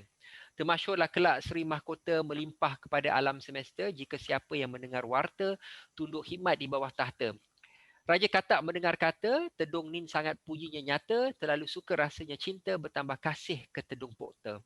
Maknanya dia orang nasihat, makin nasihat, bukan semakin dengar nasihat rakyat dan juga menteri-menteri ataupun bangsawan Melayu, tapi semakin dia melebat dan semakin dia sending kepada Tedung. Maka apa sahaja pendapat orang mengenai ular Tedung tidak lagi didengari dan menemui jalan buntu. Ini kerana Raja Katak berada dalam bubble atau lingkungan dia sendiri. Dia tak dapat menghadapi keadaan sebenar dan terus tertipu. Inilah yang selalu berlaku pada kuasa politik Melayu. Ya. Duduk dalam bubble. Dia rasa dia betul. Berfikirlah Katak, Raja Bangsawan, benarlah kata Tedung Pahlawan. Namaku sangat hendak dibesarkan, betapalah kasihnya dapat dibalaskan. Maksud baik tiada terkira, hendak memeliharakan isi negara, wajiblah aku membalas segera. Kasihnya sangat sudah termesra. Jadi kadang-kala ya, Raja Katak ni hampir termakan juga pujukan dan nasihat orang pandai. Tapi hasutan Raja Ular Tedung ni ternyata lebih kuat yang menyebabkan dia akhirnya akan tetap terlupa. Jadi saya membayangkan kita tak tahu persisnya apa yang berlaku antara tempoh ketika Sultan Abdul Jalil pertama, Sultan Sulaiman dengan sampai Sultan Tunku Abdul Rahman dan yang beradik-beradik dengan Sultan Husin tadi, ya, kita tak tahu apa yang berlaku. Ada banyak kempen usaha lobi orang Melayu yang cuba membetulkan keadaan, iaitu mengusir kuasa Bugis. Tapi hasutan Raja Ular Tedung ternyata lebih kuat yang menyebabkan dia akhirnya akan tetap terlupa. Ya. Demi didengar kata bangsawan, sembah rakyat bala tentera sekalian, tunduk berfikir Raja Bangsawan, benarlah juga seperti perkataan. Benarlah juga sembah rakyatku, aku ni juga berbuat laku, bersahabat kepada ular penipu, akhirnya aku akan tertipu. Dia nak kata bahawa Raja Katak ni kadang-kadang dia bila datang kesedaran dia tu, akal dia datang tu, dia terfikir, oh agaknya tak boleh aku kawan dengan ular ni. Aku tak boleh kawan dengan orang jahat ni. Tapi dia tetap juga tertipu. Tapi pula kepada fikiran, masakan Tedung berbuat demikian, dirinya sangatlah ia rendahkan, istimewa negeri hendak dipeliharakan. Jadi bila teringat tu dia kata, takkanlah ular nak buat macam tu kan. Dia tolong aku, dia baik. Jadi melihatkan ini, Raja Ular Tedung terus-teruslah tipu Raja Katak, konon akan mengajar ilmu untuk membesarkan diri sebagai pemimpin. Raja Katak pun ikutlah apa kena Raja Ular Tedung dan memberikan apa sahaja permintaannya sampailah dia sanggup mengorbankan rakyat. Setelah didengar Tedung Bestari pura-pura menyembah sambil berperi, ampun tuanku mahkota negeri, sangatlah patut merasai kelapari. Ampun tuanku mahkota junjungan ke bawah duli seri kerajaan, seperti ayapan tuanku karuniakan tidaklah cukup patut memakan. Ampun tuanku seri junjungan, kalau boleh patut pohonkan 4 katak akan makanan supaya boleh patut memakan. Tadi 2, sekarang nak minta 4. Demi didengar Raja Bestari, ular tedung umpama empunya peri, berkatalah baginda manis berseri, janganlah susah kepada diri. Adapun seperti permintaan, masakan dapat aku tahankan, jangankan 4 dipohonkan, 10 pun aku berikan. Nampak? Perangai ular dia tak pernah cukup. Melihatkan kelemahan Raja Katak sedemikian rupa, ya, ular semakin mendesak dan meminta semakin banyak. Dalam hal ini, kuasa Bugis ini dia nak gambarkan kuasa Bugis itu semakin meluas di alam Melayu. Ya. Dari Johor naik sampai ke Selangor, ke Kedah, dan kempen yang dijalankan dalam masa yang sama dengan menjaja agama, ya, membolehkan masyarakat terlupakan. Jadi akan tetapi, sampai satu peringkat Raja Katak tidak lagi dapat memenuhi keperluan dan kehendak ular lapar ni. Maka apa kata Raja Ular Tedung kepada Raja Katak? Manakan sekarang makanan aku, mengapa tidak diberi kepada aku? Jika tiada diberi makananku, engkau kelak ku makan tentu. Lamalah aku menjadi hamba-Mu. Sekarang ni dia kata aku dulu duduk, engkau duduk atas kepala apa kepala ni kan. Serta menurut barang katamu, puaslah aku jadi kuda-Mu, besarlah sudah rasa hatimu. Nah, sekarang ni bila dia dah sampai satu peringkat, dia dah rasa dia berkuasa. Apa kata ular? Katak sial celaka malang. Penatlah engkau sudah kujulang. Penatku bukan alang kepalang. Kepadamu pula sekarang ku ulang. Jadi dah penat bab sini barang. Bab sini habuan. Aduhai katak berdebah celaka. Apalagi dikira sangka. Lampaulah engkau melakukan suka. Tiada berhenti barang seketika. Sekali-kali tidak engkau sedar, akan aku bangsa ular. Musuhmu yang amat besar, sekali tak sekali engkau ku lingkar. Jadi seperti yang kita dah duga, Raja Katak dengan Menteri Bodohnya setia itu pun turut dibaham sekali di penghujung. Engkau ni jangan banyak kata, perkataanmu tidak berguna semata. Lapar perutku tidak menderita, engkau ni hendak ku makan serta. Demikianlah itu Tedung menjawabnya, seraya mendekati dibuka mulutnya, lalu disengapnya lah akan keduanya Raja Katak dengan menterinya. Jadi terus jadi bahan. Pada waktu ini, nasi sudah pun menjadi bubur. Bugis telah diberi ruang dan peluang yang besar untuk berleluasa. Malah dalam banyak keadaan, percampuran Bugis dan Melayu di Johor Riau akhirnya membuatkan mereka itu diterima begitu sahaja dengan pasrahnya. Bait paling akhir syair ini memesankan, Sallallahu Sayyidina Muhammad, syair Tedung tamatlah sangat, siapa membaca dengan beringat, ialah kelak beroleh syafaat. Syafaat ni bantuan lah ya. Nah, saudara-saudara tuan-tuan, kalau kita baca semula syair tahun 1863 ini, dan kita merenung, muhasabah. Kita kalau baca teks sastra ni, kita jangan rasa bahawa teks-teks sejarah sastra tradisional macam syair ini dia tidak ada kena mengena dengan kita. Ya, tentu dia ada kena mengena sebab sejarah itu selalunya berulang. Ya, masa pasti akan berulang. Kita akan mendapati terdapat banyak persamaan yang mengerikan. Dan sekarang ni apakah pelajaran yang boleh kita pelajari di sini? Ya, pertama dia berkaitan dengan politik. Ya, ini sangat penting. Ya, pada satu kesempatan yang perlu, yang boleh ataupun ada peluang untuk melakukan perubahan untuk kebaikan rakyat, ya, dan pemurnian agama, rakyat mestilah mengambil peluang itu tanpa membiarkan ia berlalu. Ya. Jadi kalau ada peluang, rakyat tak boleh biarkan. Ya. Tapi seperti yang kita tahu, apa yang kita lihat, Sultan Abdul Jalil, ya, telah sangat lemah, tak dapat peluang, dia tak dapat tawar-menawar, ya, gagal dalam usaha dialog dia dengan orang laut. Maka baginda terpaksa bawa diri dan dibunuh di Pahang. Ini Sultan Abdul Jalil yang terpaksa jadi sultan selepas Sultan Mahmud mangkat di Julang. Dan sekali lagi tentang politik, itu tadi rakyat, maknanya rakyat ni dia lihat kesempatan itu untuk melakukan perubahan tu, dia tak mau lakukan. Dia pasrah. Dan untuk orang laut, hierarki keempat dalam kuasa politik Melayu, dia sebagai orang yang kelompok yang menentukan jatuh bangun institusi kesultanan, mereka patut meletakkan kepentingan rakyat mengatasi politik istana. Ya. Tapi apa yang berlaku ialah mereka tetap nak naikkan keturunan Sultan Mahmud itu dari raja kecil tadi. Sedangkan Sultan Mahmud itu adalah seorang pemerintah yang zalim. Kita tahu dalam Lipur Lara cerita rakyat, ini Sultan Mahmud ni lah yang belah perut perempuan mengandung, perempuan hamil yang sedang janinnya sedang makan nangka ini. Dia tahu Sultan Mahmud ni korup, rosak akhlak, moral, tapi tetap nak tabalkan baginda dengan pengganti baginda ni dengan pemerintah yang boleh meneruskan kekejaman seperti itu, sedang dia tidak diatasi. Jadi mereka dengar propaganda ibu Sultan Mahmud Mangkat di Julang itu, yang katakan anaknya sekian-sekian, orang Melayu harus sekian-sekian. Nah, pelajaran politik yang ketiga, seorang pemerintah tidak patut mencari sokongan kuasa luar untuk bertahan di dalam negerinya sendiri. Ini kalau kita tengok apa yang berlaku ni, satu kesilapan paling besar dengan membawa masuk kuasa Bugis ke Johor Lama. Kuasa Bugis ini akhirnya telah merampas kuasa sampai ke Singapura, sampai ke Selangor, sampai ke Kedah, dan kuasa Bugis ini bertapak di semua tempat. Jadi usaha untuk bertenggek di atas pemimpin atau kelompok politik yang bersifat kuku besi ini akan membawa kepada keruntuhan sistem politik. Seorang pemerintah atau raja yang cekap dan cekatan haruslah berusaha membawa pakatan di meja rundingan dan bukan berbalah untuk menjadi ketua. Sebab pihak yang rugi mestilah rakyat. Nah, ada pelajaran kedua. Ini pelajaran agama. Walaupun teks syair Raja Tedung dengan Raja Katak ini tidak begitu menekankan persoalan agama, tetapi ada banyak bait yang memerli, yang menyindir golongan agamawan pada waktu itu yang tidak peduli dengan apa yang berlaku dan berpihak kepada kuasa yang zalim. Rakyat sebenarnya ada peluang untuk mencegah lapis feudal yang paling banyak muslihat. Yang paling banyak muslihat ni ialah agamawan. Kelas agamawan ni tidak wajar diberikan kuasa atau kesempatan di istana untuk mentadbir atau mengubah polisi. Jadi apa yang berlaku ialah Raja Ali Haji sebagai tukang kempen propaganda dalam Tufat Al-Nafis, dialah yang datang meneguhkan feudalisme, meneguhkan monarki.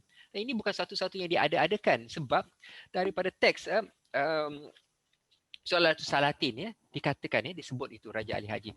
Raja itu umpama ganti Allah dalam dunia kerana ia zillullah fil a'lam. Nampak tu?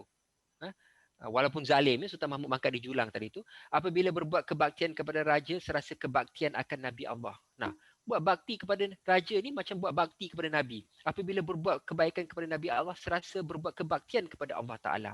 Firman Allah Taala tu, atiullah wa atiur rasul wa ulil amri minhum. Nah, ini ayat ini ni dia telah tweak sedikit. Buatlah bakti kamu kepada Allah dan Rasulnya dan kepada wa ulil amri minkum, raja. Inilah wasiatku kepada kamu semua. Hendaklah jangan kamu sekalian lupa supaya kebesaran dunia akhirat kamu semua peroleh. Dia kata ni jangan main-main. Jadi Henry Chamberlain, salah seorang sejarawan Perancis yang banyak mengkaji teks Melayu juga, dia katakan bahawa Raja Ali Haji ni dalam teks Tufat Al-Nafis ni, dia bersungguh-sungguhnya lah mewaraskan kegilaan dan kegilaan Sultan Mahmud ini. The text is the Tufat Al-Nafis, composed around 1865. It tells the story of Sultan Mahmud II of Johor, died 1699, of whom we know from a foreign source that he was homosexual and would not have intercourse with a woman. The text unravels this difficulty by explaining that the Sultan had a fairy as a wife. Ini kempen yang dibuat oleh mak dia. And actually begot a child from a concubine in a quite unordinary way. According to one account, he had intercourse with her once after he was already dead, while according to another, he made her swallow his semen after he lusted for his fairy wife. Nah, tuan-tuan di sinilah apa yang saya katakan konsep Islam konseptual ini yang dibawa oleh para ulama Melayu ini telah memudarkan, meminggirkan, memadam Islam aktual, Islam yang dibawa oleh Nabi Muhammad. Islam yang Nabi kata ni, seandainya Fatimah mencuri, aku akan potong tangan Fatimah. Konsep ini dah tak ada. Islam konseptual telah menggantikan Islam aktual.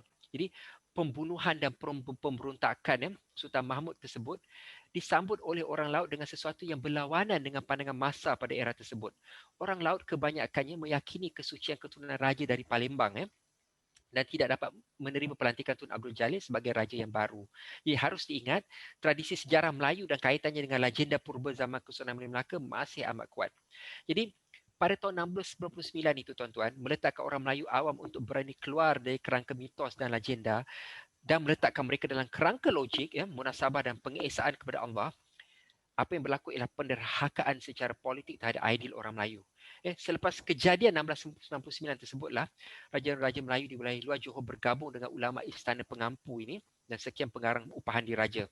Mereka bersungguh-sungguh menutup sejarah ini supaya orang Melayu tidak dapat merasai gelombang revolusi mental tersebut. Tapi syair Raja Tedung dengan Raja Katak ini cuba menjelaskan ini. Sebab itu menurut saya ini adalah satu syair yang sangat menggiurkan, sangat merangsangkan, satu syair yang merupakan um, menjelaskan tentang keadaan politik pada waktu zaman lampau tetapi sangat berhubungan dengan sekarang, ya. Dan dalam konteks Singapura, ya, kerana melihat Heritage Center yang menghubungkan kita untuk wacana pada petang ini, Raja Negara iaitu pemimpin Singapura pada waktu itu bersama Yang Tuan Sakti Minangkabau, Sultan Lemah Abang Palembang dan Dipati Batu Kucing, semuanya memberi bantuan sepenuh hati untuk mengalahkan kelompok Islam aktual, nak menangkan Islam konseptual ni lah tadi, sebab terpengaruh dengan kata-kata agamawan, kuasa feudal, satu lapis feudal yang lain. Alasan mereka, tentulah penderhakaan terhadap ulil amri adalah sesuatu yang haram. Ya. Jadi, tuan-tuan, insiden dan peristiwa sejarah bukan sesuatu untuk kita romantisasikan. Kita tengok, ya, hari ini ada kelompok anak-anak Buddha yang romantisize sejarah. Ya. Kalau pernah dengar pelajar-pelajar dalam kuliah saya sebagai contohnya kata, alangkah baiknya kalau kita hidup pada zaman Kesultanan Melayu Melaka suatu waktu dahulu. Saya kata, hey, kalau kau hidup zaman Kesultanan Melayu Melaka, belum tentu kau jadi orang bebas macam ni. Boleh jadi hamba, tukar bawa air, ya. Tak boleh. Berhutang pun dah kena jadi hamba macam kita baca dalam teks Munshi Abdullah, ya. Jadi perkara sejarah ini, insiden sejarah ini adalah untuk dipelajari, diteladani, dijadikan sepadan. Adalah tidak benar semua yang berlaku di masa lalu itu indah dan kita perlu berpatah ke belakang, ya. Usai untuk kali ini, pembentangan ini. Jadi saya kiranya saya serahkan kembali kepada Malay Heritage Center, kepada Dr. Azhar Ibrahim untuk 1 jam, ya, saya bercakap. Mungkin ada sesi timbal balik, sesi respon, ya, sesi soal jawab yang mungkin dan juga perenungan, ya, atau mungkin ada juga penonton-penonton kita pada hari ini juga yang pernah menemukan syair Raja Tedung dengan Raja Katak ini, ataupun syair yang seumpama ini yang dapat orang kata menyokong, menjelaskan lagi tentang insiden sejarah dan berguna untuk kita dapat pelajaran dan pengajaran pada hari ini. Jadi saya serah kembalikan mikrofon kepada Dr. Azhar Ibrahim di Malay Heritage Center Singapura. Dipersilakan. Baik, terima kasih Dr. Faizal, ya, suatu pemaparan yang sangat komprehensif, tajam, ya, daripada merangsang dan menggiurkan menjadi memilukan pula, ya. Ya. Saya rasa kekuatan Andas, ya, memang sering terbukti.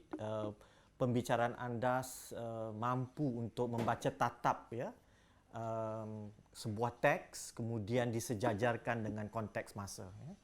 Dalam sejarah kesusastraan kita memang sudah terdapat banyak syair-syair ataupun hikayat bentuk prosa yang sifatnya perlambangan, ya, ataupun sifatnya satira, ya. Kalau kita pernah dengar, ya, mungkin awal dari sedikit ini, seorang sultan dari Palembang, ya, yang dibuang oleh Belanda, ya, jauh ke Ternate gitu, menghasilkan sebuah syair nuri, ya, kerana dia itu merindui isterinya, ya, yang berada di Palembang kerana dia kalah dengan Belanda, kemudian dia telah dibuang ke sana. Itu, ya, perlambangan juga, tapi itu berkenaan dengan kasih sayang seorang suami dan isterinya. Kemudian ada juga syair-syair seperti yang di Singapura, ya, itu agak jelas juga, ya, syair Tengku Prabu, ya, yang juga mungkin saja ditulis oleh dari golongan kerabat berkenaan dengan skandal ya yang berlaku di istana ini antara pegawai sulit Sultan Hussein iaitu Tan B. Abdul Kadir dengan isteri beliau Tengku Prabu ya. Jadi itu pada awal abad ke-19 di Singapura. Menarik juga ada sebuah syair yang perlambangan juga dikarang oleh seorang baba peranakan ya. Syair binatang, kuda, landak dan sapi. Itu agak menarik juga. 1889 syair peranakan daripada Batavia itu adalah kritikan tajam juga terhadap toke-toke Cina ya, yang memegang pajak-pajak madat ya, di Jawa. Ya. Jadi ini orang baba peranakan yang tak sedap hati tengok kejahatan ya para pemajak-pemajak madat itu, dibuat kritik ya, syair binatang itu ya. Ini agak menarik sekali ya. Kemudian tadi Dr. Faizal juga telah membayangkan sedikit berkenaan dengan percaturan politik ya di zaman ya sebelum masuknya British ke sini, iaitu Belanda sudah bertapak sedikit ya. Inggeris belum penuh. Dan kalau kita lihat memang ada percaturan politik antara suku Melayu dan suku Bugis ya. Bugis ini kalau suku ni yang datang ya, pahlawan-pahlawan itu kadang-kadang Bugis/Makassar ya, seringkali agak sukar untuk dibezakan itu ya. Apapun kedatangan Bugis sudah awal ada semenjak pada zaman Melaka malahan menurut sejarawan. Bukan saja di sini, malahan ke Ayutthaya juga ya. Ke Kemboja ya. Dan banyak lagi negeri-negeri Melayu di Kalimantan Selatan ya.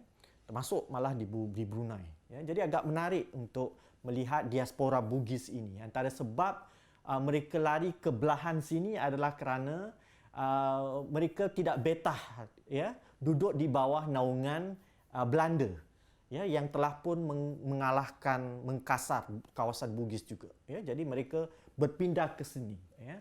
Operationnya itu sebenarnya kalau dari bacaan saya bukan sekadar politik ya, tetapi persoalan ekonomi ya. Orang tak datang ke sini bukan lenggang-lenggok untuk duduk dan memerintah. Kerana ada apa? Kerana ada ekonominya, ya kan? Makanya kita kalau belajar baca sejarah, faktor perekonomian itu tu. Makanya kalau kita lihat juga selain Bugis yang datang ke belahan sini dan kita ada Selat Melaka ya. Selepas jatuhnya Melaka, kita tahu pusat perniagaan juga bercambah dan antaranya adalah Johor Riau ya. Jadi makanya kita lihat ya, Belanda ya, sebelum Belanda Portugis juga ya menyerang pusat-pusat pemerintahan Melayu di Johor dan di Riau. Antara sebab itu adalah kawalan dominasi ekonomi ya. Jadi kita dapat lihat tu. Tuan, jadi boleh kalau saya tambah sedikit bacaan dari Tuan juga, saya lihat yang mungkin kita bicarakan sini bukan orang Bugisnya ya. Ya, mungkin elit politik Bugis itu, ya kan? Ya, benar. Itu mungkin kita harus kalau tidak nanti bacaannya ini semua Bugis gitulah, ya, bukan gitu, ya tak? Sebab ini adalah percaturan politik elit, ya tak? Politik elit. Dan kalau kita lihat juga syair ini 1863 ya, itu sezaman dengan Raja Ali Haji juga ya. Sezaman. Ya, sezaman. Jadi maknanya dia ditulis tu mungkin ini dari penulis Melayu lah ya, yang berpihak kepada, bercondong kepada nasab suku yang Melayu ya. Namun begitu ada juga sebuah teks Melayu yang namanya Hikayat Siak ya. Hikayat Siak itu kalau dijajarkan dengan Tufat Al-Nafis, yang ditulis oleh Raja Ahmad dan kemudian bapaknya itu, kemudian anaknya itu Raja Ali Haji ya, disambung. Itu menjadi Tufat Al-Nafis, itu versi bagaimana keluarga yang di Pertuan Muda iaitu kelompok Bugis ya, memahami dan menafsirkan sejarah rantau ini. Sebenarnya dia nak buat buku tu semacam sambungan dari sejarah Melayu ya. Dan versi itu memang jelas-jelas memperkecilkan peranan golongan raja-raja Melayu, termasuk yang paling itu raja kecil itu kan. Nah, kalau kita lihat nanti kalau Hikayat Siak itu juga ada tawaran daripada ini ya. Dan di kalangan pembesar-pembesar Melayu yang sebenarnya tidak bersetuju dengan Sultan Melayu itu yang di Riau, mereka sebenarnya agak lari dalam pengertian asingkan diri. Entah merajuk, entah mencari tempat yang baru. Kalau kita lihat bagaimana bendahara itu nanti berpindah ke Pahang, ya. Itu agak menarik, ya. Dan yang temenggongnya itu walaupun ada darah Bugis, ya, tetapi dia dalam alignment Melayu itu pun berpindah ke Singapura, ya. Dan banyak-banyak negeri Melayu selain Siak, Terengganu lah, ya, antara negeri yang memberikan sepertinya protes, ya, terhadap campur tangan elit-elit Bugis itu di kerajaan Riau, ya. Jadi agak menarik, ya, ini. Jadi kalau kita baca teks-teks Melayu ini, tak mungkin kita baca dalam ruang kosong, ya. Mesti Betul. kita, ya, kontekstualisasikan, ya, teks itu dengan sejarah, ya. Baik, ada beberapa soalan tuan dari Facebook, ya. Yang pertama saya dapat bacakan di sini. Ada orang membuat komentar, ada komentar seperti mengatakan kisah yang menyeramkan dan mengerikan, tragedi Melayu, ya. Saya rasa tragedi Melayu, dan saya rasa yang Dr. Faizal sebut ni tragedi kepimpinan, ya kan? Ya, kepimpinan itu bukan Melayu yang tragik, ya tak, ya. Ya. Baik, yang ini ada soalan daripada Isyah Majid.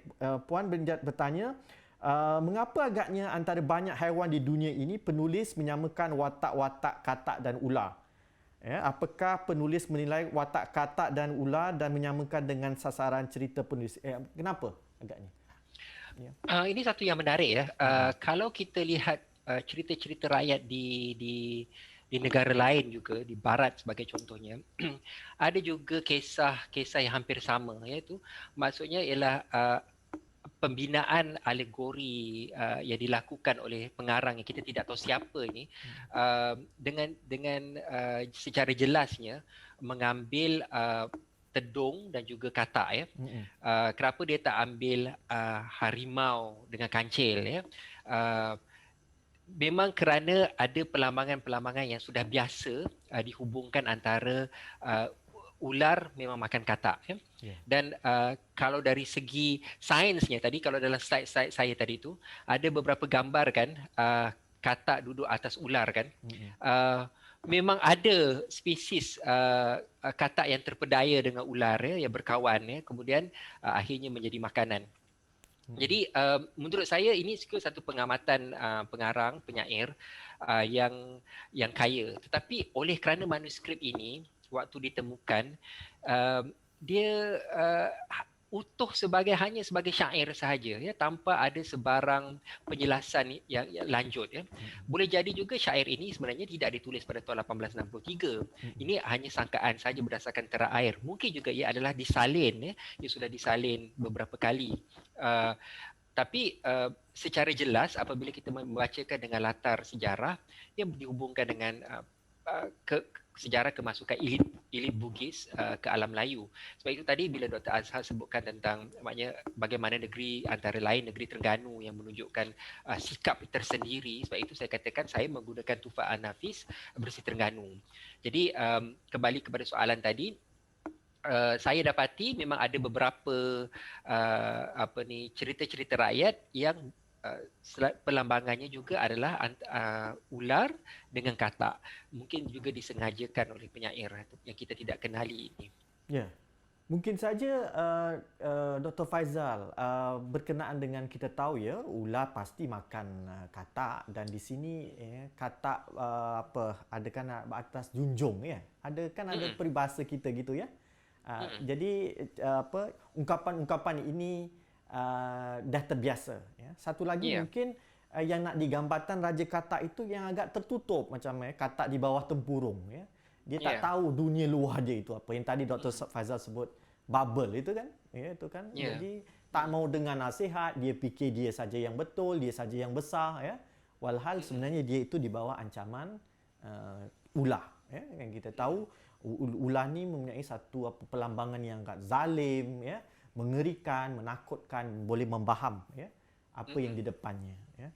Baik, Ada satu soalan daripada saudara Ahmad Mizura Idham, ya, menyatakan ini, sekiranya Raja Ali Haji menulis Tufa'an Nafis untuk mengekalkan monarki, kenapa di dalam hikayat itu ditampilkan banyak kezaliman Raja Johor, ya, seperti kisah kezaliman Sultan Mahmud Mangkat di Julang yang dibunuh oleh Megat Sri Rama, ya, yang sudah tentunya akan memberi kesan psikologi kepada masyarakat Melayu untuk melawan raja yang zalim. Apakah seorang yang menulis untuk pertahankan monarki akan ditampilkan cerita-cerita gelap sebegitu dalam penulisannya? Jadi dia nak Ya, tanya, ini ada mungkin ada ironi di sini. Ya, ya, mengapa?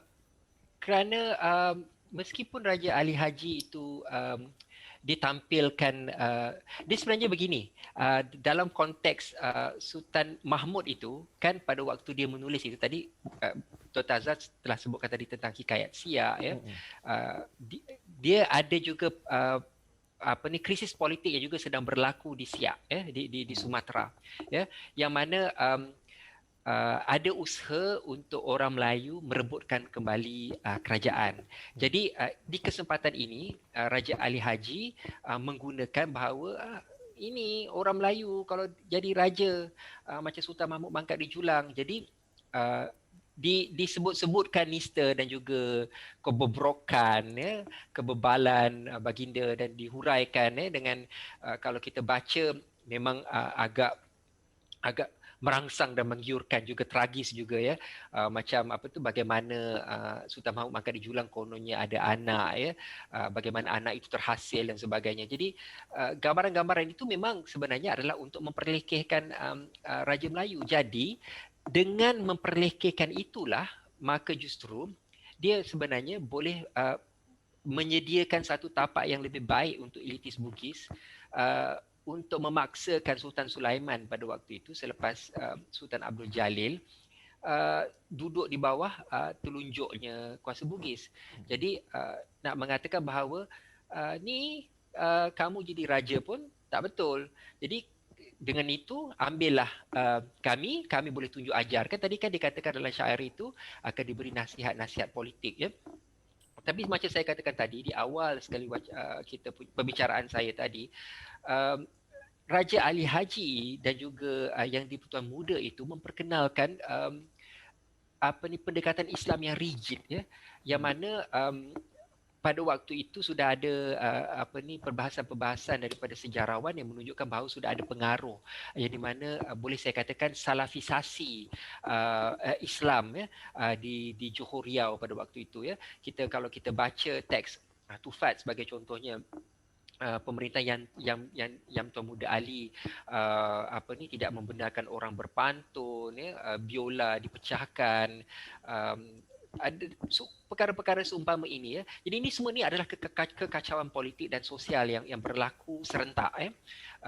Dan kalau dalam perbahasan seks dan teks saya yang mula-mula dulu juga dijelaskan kenapa ada syair-syair yang erotik ini, kerana ada berlakunya desakan daripada bawah, daripada rakyat untuk menjelaskan ekspresi diri mereka, ya. Jadi tempoh ini sebenarnya adalah satu tempoh yang sangat kacau di alam Melayu, ya. Jadi apa yang saya lakukan ialah menyorot satu sahaja insiden, supaya kalau tidak nanti dia akan jadi berpanjangan, ya, kuliah ini, untuk melihat bagaimana elit Bugis masuk ke Johor Riau dan kemudian melebarkan kuasanya. Tetapi harus diingat juga bahawa ada jaringan-jaringan insiden sejarah yang berlaku yang pada masa yang sama yang juga tumpah dalam tulisan-tulisan Raja Ali Haji tersebut. Tapi untuk mengatakan bahawa Raja Ali Haji ada ambiguity, sebenarnya tidak. Memang beliau sendiri adalah pengarang upahan istana. Marahan tulisan-tulisan beliau itu adalah bahagian daripada court literature, ya. Tulisan-tulisan yang memang ditulis untuk mengangkat nasab raja-raja tersebut. Jadi bagaimana beliau melakukannya itu memang ada masih lagi kita boleh kaji dengan hubungkannya dengan insiden-insiden sejarah. Jadi sebenarnya apa yang kita boleh lakukan ialah membaca teks sastra, ya, dengan teks sejarah ya, Ya, tapi itu juga satu kerja yang besar ya, benar. sebab ada banyak lagi. Sebab itu sejarah ini bukan boleh tulis di Facebook apa ni 2-3 perenggan ni macam yang Ya, dilakukan hari ini ya, tanpa kita mengambil kira disiplin-disiplin lain dan juga kena mengena kaitannya dengan yang lain. ya. Ya. Dan sebuah teks itu seringkali mempunyai apa? Penulis itu datang dari lingkungan tertentu. Dan Ya, lingkungan kelompok itu mempunyai kepentingan dan ideologi masing-masing. Ya, untuk benar. menambah jawapan yang ditanya oleh Saudara Mizrul tadi, kita tahu bahawa Raja Ali Haji dari nasabnya pembesar Bugis, ya, mau tidak mahu yang diangkat itu adalah keluarga yang di-Pertuan. Sebab itu adalah bos dia. Berbanding dengan agak paparan yang sedikit negatif berkenaan dengan sultan-sultan Melayu yang dipandang sebagai agak lemah, ya, tidak mampu untuk menjalankan tugas, ya. Jadi pemaparan yang negatif itu selalu kepada sultan yang berdarah Melayu, ya. Itu agak jelas. Ya. Bagaimana sama juga dengan contoh sejarah Melayu. Ya, pembacaan itu ada dua keluarga sebenarnya yang memerintah. Keluarga sultan dan keluarga bendahara, ya. Tun Sri Lanang yang datang dari keluarga bendahara, ya, memastikan penampilan Tun Perak, ya, iaitu titik temu yang paling besar iaitu keluarga bendahara, dan dari awal sebelumnya itu iaitu Demang Lebar Daun, ya, nasab ia daripada titik-titik menjadi bendahara itu diberikan satu paparan yang positif, ya kan? Jadi kita kalau nak faham tentang pembacaan teks Melayu mesti juga faham tentang pola kekuasaan feudalisme, ya kan? Feudalisme itu berarti keluarga-keluarga yang memerintah, ya. Dia bukan satu royal family yang memerintah, ya. Dia ada banyak keluarga-keluarga. Makanya dipanggil yang dipertuan, dipertuankan antara banyak tuan-tuan, ya. Jadi saya rasa sekali lagi, ya, memahami tentang budaya politik di rantau ini dapat membantu kita juga memahami teks-teks Melayu, ya. Ada satu soalan, banyak juga soalan, tapi saya berpindah pada satu soalan yang agak menarik di sini.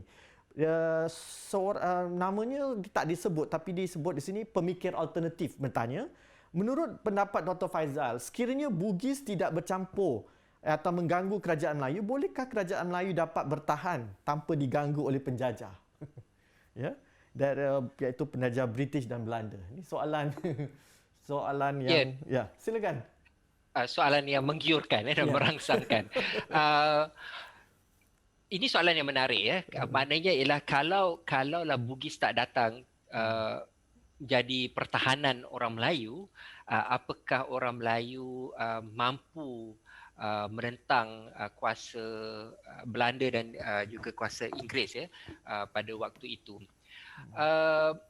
Ini kita kalau tanya soalan berbentuk andaian begini sebenarnya sangat sukar untuk kita jawab. Ya. Tapi kita harus ingat ya, dalam konteks apabila Belanda datang, memang Bugis ini dia memang telah mempunyai tadi kita lihat sisi negatif elitis Bugis yang masuk ke alam Melayu ya. Sisi positifnya mungkin yang mana mereka telah melakukan banyak perlawanan di laut dan juga di kawasan sekitar Sulawesi ya, Kalimantan, sehingga mereka kemudiannya datang ke rantau Melayu ya, Dayang Dileke dan anak-anaknya tadi itu. Jadi kalau kita ingin membaca bahawa Bugis itu datang dengan tujuan adalah untuk mempertahankan orang Melayu, maka kita akan lihat bahawa kita akan berpegang kepada sisi positifnya. Sebab itu sejarah ini ya, dia akan dibaca berdasarkan orang menang, dan juga dia naratifnya itu ada pelbagai penjuru yang mesti cuba kita fahami dan juga kita cari titik temu. Adakah orang Melayu kuasa sultan pada waktu itu dapat bertahan ya? Menurut saya waktu Johor Lama ya, waktu Sultan Mahmud mangkat di Julang itu ya, dalam teks-teks sejarah yang kita baca di beberapa jurnal ya, antaranya di Jebras ya, digambarkan bahawa Johor Lama itu satu wilayah yang sangat kaya ya. Saudagar-saudagar Danish, Scottish juga ada ya.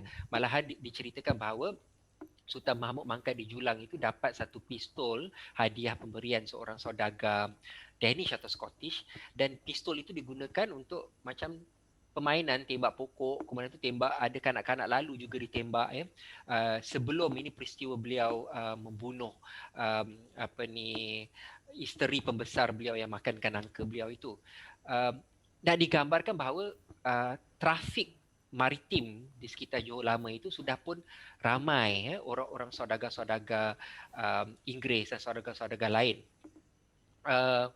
Apa yang Sultan boleh lakukan sekiranya beliau bijaksana ialah melakukan percaturan. Pada waktu itu sudah kompleks kan, sudah ada Portugis di Melaka, kemudian sudah ada Belanda datang, Inggeris sudah mula meninjau. Jadi tetapi Sultan Mahmud pada waktu itu dia tidak mentadbir dengan baik, sebab juga pasukannya tidak baik ya. Orang-orang laut juga tidak menasihatkannya dengan baik. Jadi apa yang bagi dia lakukan ialah dia zalim dan sebagainya sehingga dia terbunuh.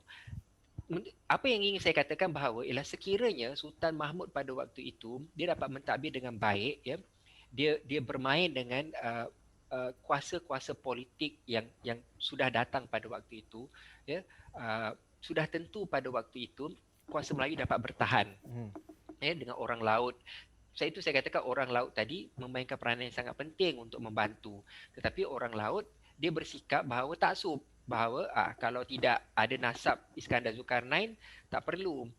Jadi bila Bugis datang, Bugis inilah yang dalam syair ini cuba katakan bahawa dia nak gambarkan bahawa Raja Ular Tedong ini beritahu Raja Katak bahawa ada banyak ancaman di luar, engkau perlukan aku ya.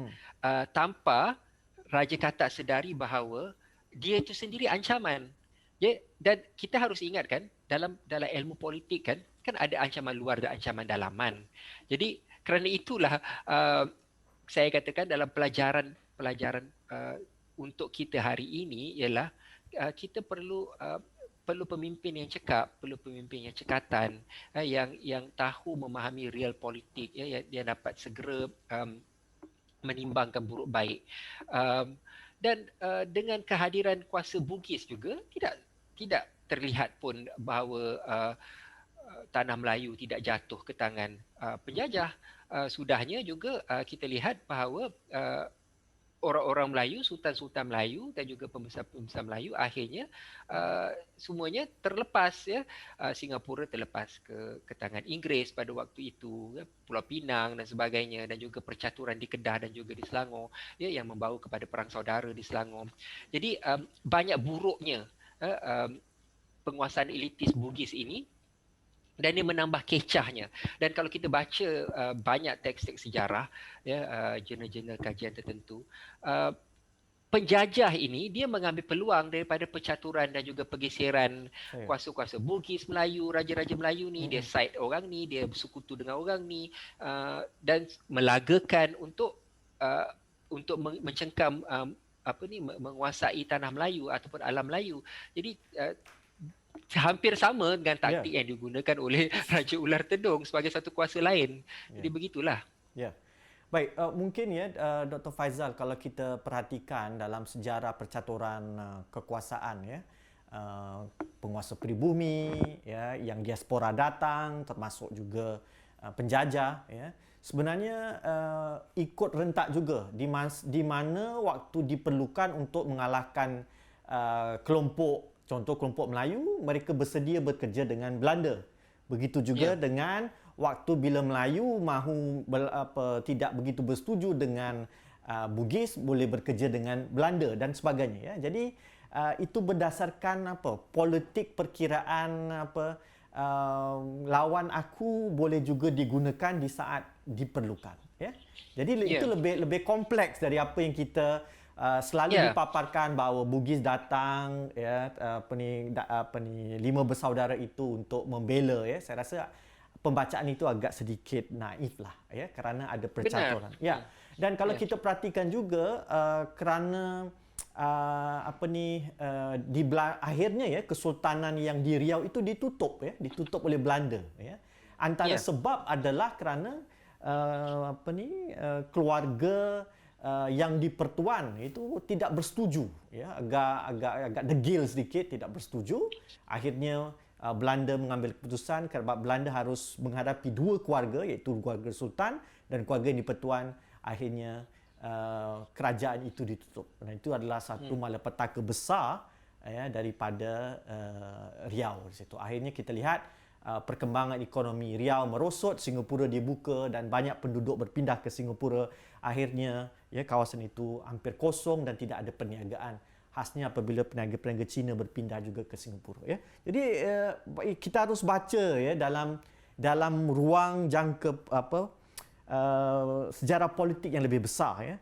Ada satu soalan di sini, saya tak ada sebut di namanya apa yang menjadi punca syair sebegini tenggelam untuk ditampilkan sebagai wacana untuk memperbaiki kompas moral selain isu perbincangan syair ini di peringkat sekolah yang sering berbalik dengan soal teknikal dan seterusnya.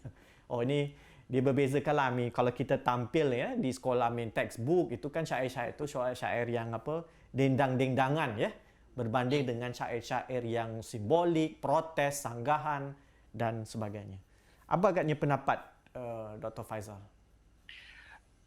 Syair ini adalah salah satu syair yang tidak diketahui ramai lah, yang tidak dikenali ramai, ya. Salah satu sebabnya ialah ia dibawa ke Leiden, ya, dibawa ke Belanda, dan hanya barusan lah kan, baru ditransliterasikan, ditemukan, kemudian itu dibaca. Dan apabila ia tiba 2002, saya rasa 2002 tadi saya sebutkan tadi kan, bila ditransliterasi dan kemudian dibaca oleh sarjana lah, ya. Jadi memang ia tidak begitu meluas. Jadi untuk kita memperkenalkan kepada anak-anak sekolah syair yang sebegini mungkin agak advance kan, ada bacaan-bacaan lain, ya. Dan syair ini agak tebal sebenarnya, ya, walaupun tidak setebal syair Siti Zubaidah ataupun syair Perang Siak dan sebagainya, tapi cukup tebal untuk dibaca. Dan kalau kita persembahkan kepada anak-anak, memerlukan bacaan-bacaan sampingan yang akan mendatangkan beban lah. Tapi usaha seperti ini, Malay Heritage Centre ini satu usaha yang kita untuk promosikan lah, untuk ketengahkan syair yang sebegini rupa. Dan kita belum tahu lagi ada berapa banyak lagi syair yang sedemikian rupa. Contohnya Hikayat Raja Babi sebagai contohnya kan. Hikayat Raja Babi itu pun kita belum lagi temukan apakah konteksnya karangan tersebut, ya. Apakah hubungannya yang dikatakan dikarang oleh seorang saudagar yang bukan Melayu pun. Apakah hubungannya dengan insiden politik pada waktu itu? Mustahil sama sekali pengarang pada waktu itu menulis sebuah syair, menulis sebuah hikayat yang seumpama itu, syair Raja Babi, tanpa ada konteks politik dan sosialnya, yang dapat dihubungkan. Jadi inilah yang menjadikan kajian sastra dan sejarah itu yang sangat berhubungan menurut saya, akan sentiasa bergulir, berjalan. Jadi dia bukan satu disiplin yang senang, yang mudah, yang boleh dibicarakan di media sosial dengan begitu saja, ya. Jadi memerlukan penekunan, ya, disiplin lain begitu. Jadi juga kalau kita perhatikan, ya, Dr. Faizal, penulisan, ya, kritik sosial dalam bentuk perlambangan itu hayatnya lebih panjang, ya, benar. lebih panjang sebab dia dalam bentuk satira, ya. Jadi ia tidak terus dibungkam, ya. Ini peranan sastra, ya. Sastra itu punya sistem pelambangan yang kompleks, ya. Jadi ditulis seperti ini, ya, kalau orang tu tajam boleh kaitkan dengan apa berlaku semasa, dia akan mengerti. Ya, kalau tidak, ya, dia dibiarkan begitu saja, ya. Cuba kalau kita lihat contoh dalam syair Tengku Prabu, ya kan? Syair Tengku Prabu tu jelas sekali. Itu kritikannya itu depan-depan, ya.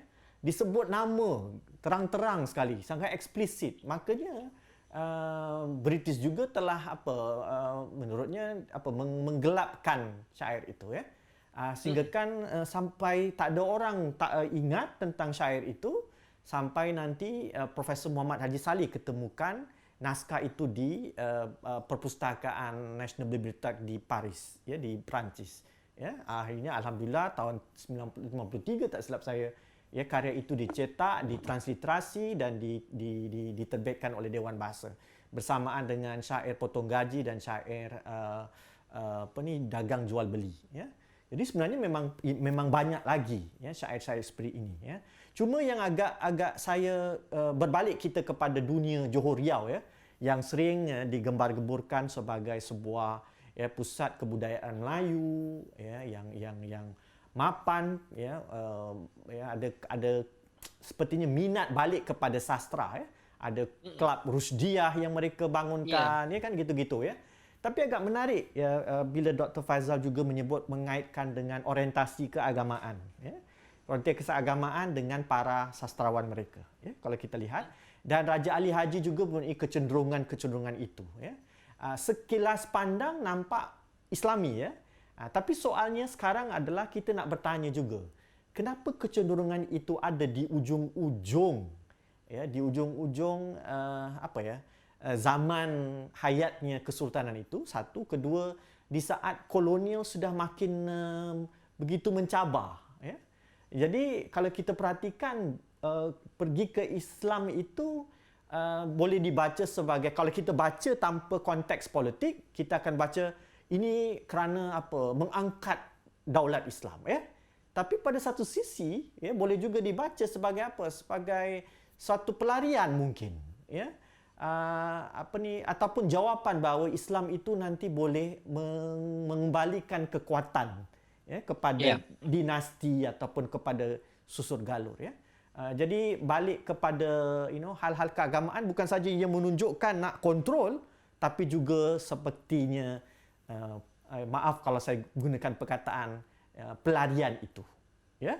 Walaupun kita bukan mengatakan Islam sebagai agama pelarian, bukan itu, tapi pelarian maknanya dah tak ada benda lagi nak cakap, jadi balik kepada hal-hal keagamaan. Itu termasuk dalam, ya, kadang-kadang tarikatnya, ya, kadang-kadang yang terputus daripada urgensi problem itu, ya kan? Ingat tak kita dengan sejarah Melayu, ya, raja yang ujung-ujung Portugis sudah mau melanggar itu nak belajar ilmu tasawuf, gitu kan? Balik ke istana dengan gajahnya, ya, kerana Mahdum tu cakap ini bukan tempat untuk kita, ya. Itu agak menarik di mana kelas yang memerintah itu ujung-ujung di saat tak boleh lakukan apa-apa lari ke agama, ya. Ini mungkin boleh diperhatikan, ya, sedikit, ya. Baik, ada soalan di sini daripada Ustaz, I think Muhammad Khusairi, adakah ada agamawan selain Raja Ali Haji pada masa tersebut yang neutral untuk memberikan panduan agama kepada sultan? Ada tak agaknya? Ini tidak kita ketahui. Kita ketahui, ya. Saya pun belum ketemukan, ya. Sebab apa? Agamawan yang dalam menulis fiqh, kalam, ya, tasawuf gitu-gitu itu tak tampil, ya, tak tampil, ya, tak ada pasti tapi tak tampil, ya, untuk memberikan komentar. Malahan pujangga yang jadi Islami, nampak, ya? Sepertinya Raja Ali Haji, kan, dia itu sebenarnya pujangga istana, kan, kalau kita lihat dari karya-karya dia, ya, nak menyusun balik raja-raja, anak-anak raja, gitu kan, ya. Jadi belum ada, ya, saya rasa Ustaz Khuzairi. Kemudian daripada Huda Ramli, jelas pergolakan politik dalam memberi kesan kepada rakyat bawahan, ya, dalam syair ini. Jadi apakah impak pergulutan elit Bugis dan Melayu ini kepada rakyat bawahan setelah yang hidup pada ketika itu? Adakah hidup mereka semakin merana atau bagaimana? Jadi apa yang jadi, ya? Dia tadi saya ingin kaitkan juga dengan perbahasan poin Dr. Azhar sebelum dan juga soalan yang sebelum tentang kalau Belanda kalau tak ada Bugis, bolehkah mereka mendepani Belanda tadi, kan? Jadi persepakatan malangnya antara elitis Bugis dengan elit Melayu ni sebenarnya tidak, kalau ikutkan, kalau kita baca Tufat pun dia tidak mendatangkan hasil yang membanggakan pun. Maksudnya Mm-mm. ialah adakah mereka dapat mengusir Belanda? Tidak pun. Ya. Ya, kerana ada perjanjian antara Sultan Mahmud dengan pembesar-pembesar Mm-mm. Melayu dengan Belanda pada tahun 1784, ya. Kemudian tu ada meletakkan residen, Belanda telah mula menguasai hasil kayu kayan di Riau. Ya. Kemudian tu ada apa, perjanjian dengan Belanda lagi tahun 1818. Kita kena ingat syair ini dikarang 1863, ya. Mm-mm. Mungkin juga pengarang syair ni tulis padan ke muka kau tengok apa dah jadi kan. Ya. Moodnya mungkin ketika itu seperti itu. Mm-mm. Tapi juga ingin menghubungkan dengan apa yang kata Dr. Azhar tadi, ada kalau saya ingin lihat satu bacaan lain lah, ya, kenapa Raja Haji menulis karya seperti Samar Al-Muhimmah dan sebagainya. Ada juga kemungkinan bahawa ketika itu Belanda sudah ketika beliau almarhum menulis teks-teks itu, kitab-kitab tersebut, sekitar abad ke-19 awal gitu kan, kemudian Rushdiyah Club dan sebagainya. Maknanya kuasa Melayu Bugis itu telah merosot, ya. Bugis sendiri juga sudah asimilasi dengan jadi Melayu, bahagian dari Riau. Riau itu sendiri jantung Melayu, sudah jadi begitu kan. Dan sudah aib, ya, Belanda sudah masuk, Belanda sudah berkuku. Jadi untuk menyatukan rakyat tu rally masa pada waktu itu, apa yang boleh menyatukan orang Melayu pada waktu itu? Kalau satu, raja sudah lemah, dianggap sebagai orang perempuan disuruh makanlah ia. Jadi satunya ialah agama. Jadi kerana itu mula dibina. Ini satu bacaan lain, ya. Kitab-kitab, ya, seruan-seruan agama, ya, syair-syair yang penuh nasihat. Dan kita tahu di Riau itu juga adalah pusat tarikat, ya. Jadi itu semua adalah gambaran bahawa bagaimananya mungkin seperti kata Dr. Azhar tadi adalah pelarian, ya, bahawa untuk menunjukkan bahawa ini sudah berlaku, apa yang telah terjadi sudah terjadi, maka marilah kita damaikan kuasa ini. Tapi macam kata saya tadi, nasib sudah jadi bubur, Belanda sudah mula berkuku dan orang Melayu sudah berpecah. Dan macam kata tadi, dinamika orang-orang Melayu tu, satu bacaan mudah bahawa Bugis datang untuk tolong orang Melayu tu tidak sepenuhnya, dia tidak semudah itulah, maksudnya. Benar. Sebab ada pakatan lain ni yang bercabang-cabang. Bila kita melihat, kadang-kadang bila kita nak baca tu, itu baru adik-beradik satu bapa ni kan, ada beradik satu ibu. Dia bergaduh perseteruan antara raja-raja, tambah pula nama mereka berulang-ulangan. Bagaimana adakah rakyat pada waktu itu mendapat geruh, mendapat celakanya?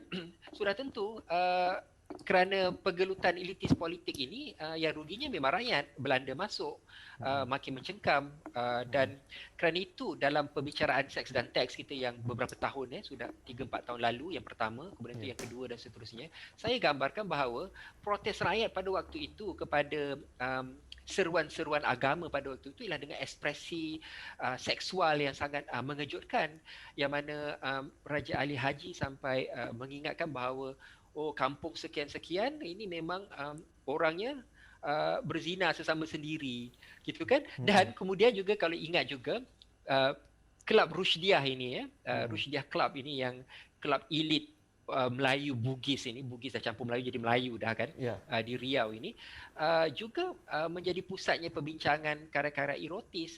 Jadi bukan saja Islam, tapi di dalam kelompok istana, lingkungan istana itu dengan Khatijah Terung dan sebagainya, dia dah jadi lain juga. Jadi di luar diserukan orang supaya inginkan agama, tapi di dalam dan kita lihat juga skandal Sultan Hussein dan juga isterinya dan sebagainya.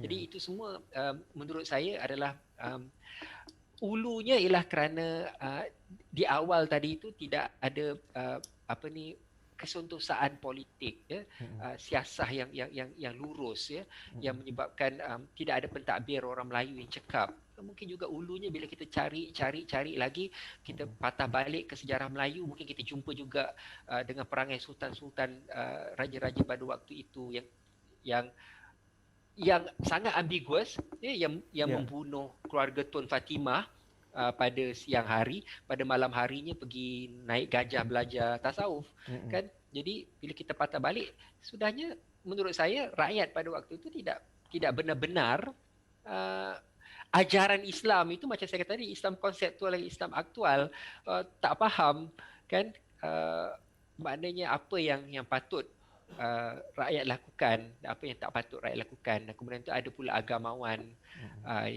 yang seperti inilah ya, regardless apa pun bacaan kita kepada Raja Ali Haji ya. Ya.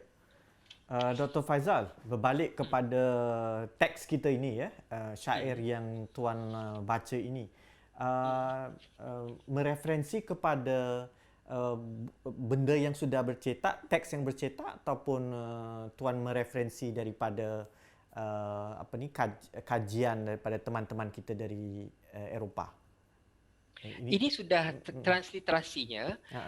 Macam kata saya tadi, Costa sudah memang melihat bahawa adanya kecenderungan dengan lampun, political lampun ini dengan historical events ya, dan juga kemungkinan-kemungkinan persamaan dengan hikayat Pancatanderan sebagainya.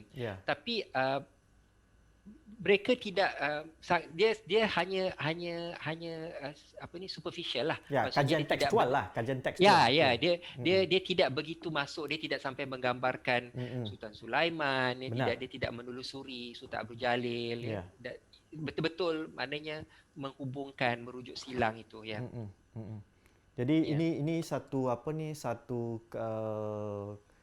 kepentingan ya, yang sebagaimana saya sebutkan tadi, selalu harus kita mengaitkan ya, jangan kita nampak teks tu yang kononnya literari ya, yang sangat sedap kita baca, tapi sebenarnya ada tawaran-tawaran ya di sebalik itu, apa yang tersirat di sebalik itu, dan ini memerlukan kecekapan kita untuk membaca latar politik ya, dan ini adalah salah satu cara kita dapat mengapresiasi ya khazanah kesusastraan kita dengan lebih baik ya. Jadi kalau kita baca dengan puitika saja tanpa tentang politiknya, maka pembacaan kita akan menjadi tempang ya. Begitu juga kalau kita hanya baca hanya politiknya tapi tak tahu tentang lafaz puitikanya, itu akan juga menjadi satu pembacaan yang tempang. Jadi memerlukan ya kekuatan bila orang duduk mengkaji kebudayaan, kesusastraan dan kesenian, dimensi puitika dan politik itu harus berdandingan ya, dapat dibaca sama ya. Saya sebenarnya cuba, Dr. Azhar, saya sebenarnya cuba juga membebaskan diri daripada bacaan Costa kan, dengan anggapan bahawa boleh jadi ini orientalis ni membacanya salah kan. Sebab itu kata saya tadi, saya berusaha untuk mencari konteks sejarahnya itu dan membaca juga sejarah kemasukan elit Bugis ke alam Melayu ini untuk memahami ya. Dan sudahnya bila kita baca bacaan itu sangat sebenarnya rapat dengan apa kritikan lampun perlambangan yang disediakan oleh syair Raja Tedung dengan Raja Katak ini. Dan bila dikatakan bahawa sudahnya rakyat Katak kena makan ya, dan kita hubungkan dengan bagaimana orang Melayu bergaduh sesama sendiri di Selangor dan juga di Kedah dan sebagainya, berperang adik-beradik dan sebagainya, jelaslah bahawa syair ini memang mengkritik krisis politik orang Melayu, dan tidak mustahil sebenarnya syair ini mungkin kita kata mungkin juga ditulis di Siak kan, di Salin kan, sampai ke Riau mungkin saja mungkin saja kan, tapi juga mungkin juga kerana ia tidak ada nama, boleh jadi ia juga ditulis oleh orang-orang biasa ya, kerana kalau saya lihat ya, kita baca seluruhnya syair ini, konteks yang diberikan oleh pengarang syair ini yang tidak kita kenali ini kepada bangsawan-bangsawan ini, dia tak ada, orang kata apa ya, macam tak ada bajet lagi lah, macam dia memang kritik sungguh-sungguh, panggil sial, panggil celaka, panggil berdebah, panggil bangsat. Ini bukan datang daripada kelompok bangsawan sendiri yang tulis ni.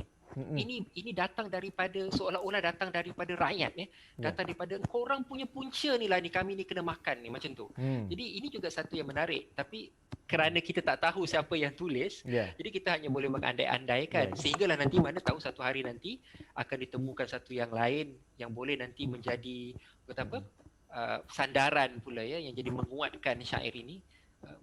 Mana Ya. kemungkinan itu kan ada. Ya, pasti itu ya. Itu makanya kajian kesusastraan klasik ini ya terus maju ke depan ya supaya lebih banyak orang tampil ya untuk mengkaji, bukan saya sekadar saya rasa sekadar tekstualnya, tetapi dinamika politik, sejarah, sosiologisnya. Dan itu memerlukan kajian yang sangat cermat dan teliti dan sumber yang besar untuk kita taburkan ya. Sebab yang nak masuk dalam ruang sastra klasik ini sebenarnya bukan saja memerlukan stamina yang besar, tetapi juga mempunyai kemampuan ya yang luar biasa untuk menyelongkar ya pelbagai sudut dan sisi dalam kajian kebudayaan ya. Baik, itu telah sangat baik Dr. Faizal petang ini bersama-sama dengan kita berbagi ilmu, berbagi bacaan, berbagi kupasan yang pasti merangsang dan menggiurkan. Ada yang saya rasa malam tak sedap tidur malam ni, bukan kerana soal yang menggiurkan yang selalu kita bayangkan, tetapi soalnya adalah usikan-usikan tadi ya. Pembicaraan-pembicaraan tentang hal-hal tentang status politik, status kepimpinan ya, status kerakyatan yang menjadi mangsa daripada percaturan politik dan sebagainya. Itulah realitas kita hidup hari ini ya. Dan belajar dari sejarah, belajar dari kesusastraan, semua dari yang masa lalu dapat mencerminkan apa yang sebenarnya kita lalui hari ini ya. Ya, dengan segala kekurangan dan kelebihannya ya. Dengan itu juga saya rasa kita tutup acara kita hari ini. Buat teman-teman di rumah, ayo sama-sama, kita tak dapat dengar tepukan gemuruh anda, ayo kita tepuk sama-sama ya supaya Dr. Faizal diberikan kesihatan, kemudahan oleh Allah Taala untuk terus dapat membaca dan untuk bersama nanti berbagi ilmu pada acara-acara yang akan datang ya. Kami di sini menantikan selepas Covid Dr. Faizal datang ya, juga memberi kuliah ya. Banyak ya saya dah dengar dekat pulau ni yang menantikan Dr. Faizal untuk tampil bersama ya. Dengan itu terima kasih sekali lagi Dr. Faizal, semoga di sana terus menulis ya dan memberi dan menggiurkan dan merangsangkan kami di sini ya. Dengan itu teman-teman ya, saya tutup acara kita hari ini dan dengan itu terima kasih banyak pada mereka yang bertanya soalan. Terima kasih kepada penganjur, khasnya Saudara Jamal dan tim yang telah berusaha bergigih untuk menjalankan siaran langsung ini. Kita dah macam dalam TV sebenarnya ya. Walaupun lewat Facebook. Terima kasih tim mereka. Moga-moga ke depan kita nanti bersama lagi. Sekian, wabillahi taufik wal hidayah. Wassalamualaikum warahmatullahi wabarakatuh dan selamat petang. Terima kasih. Assalamualaikum. Salam.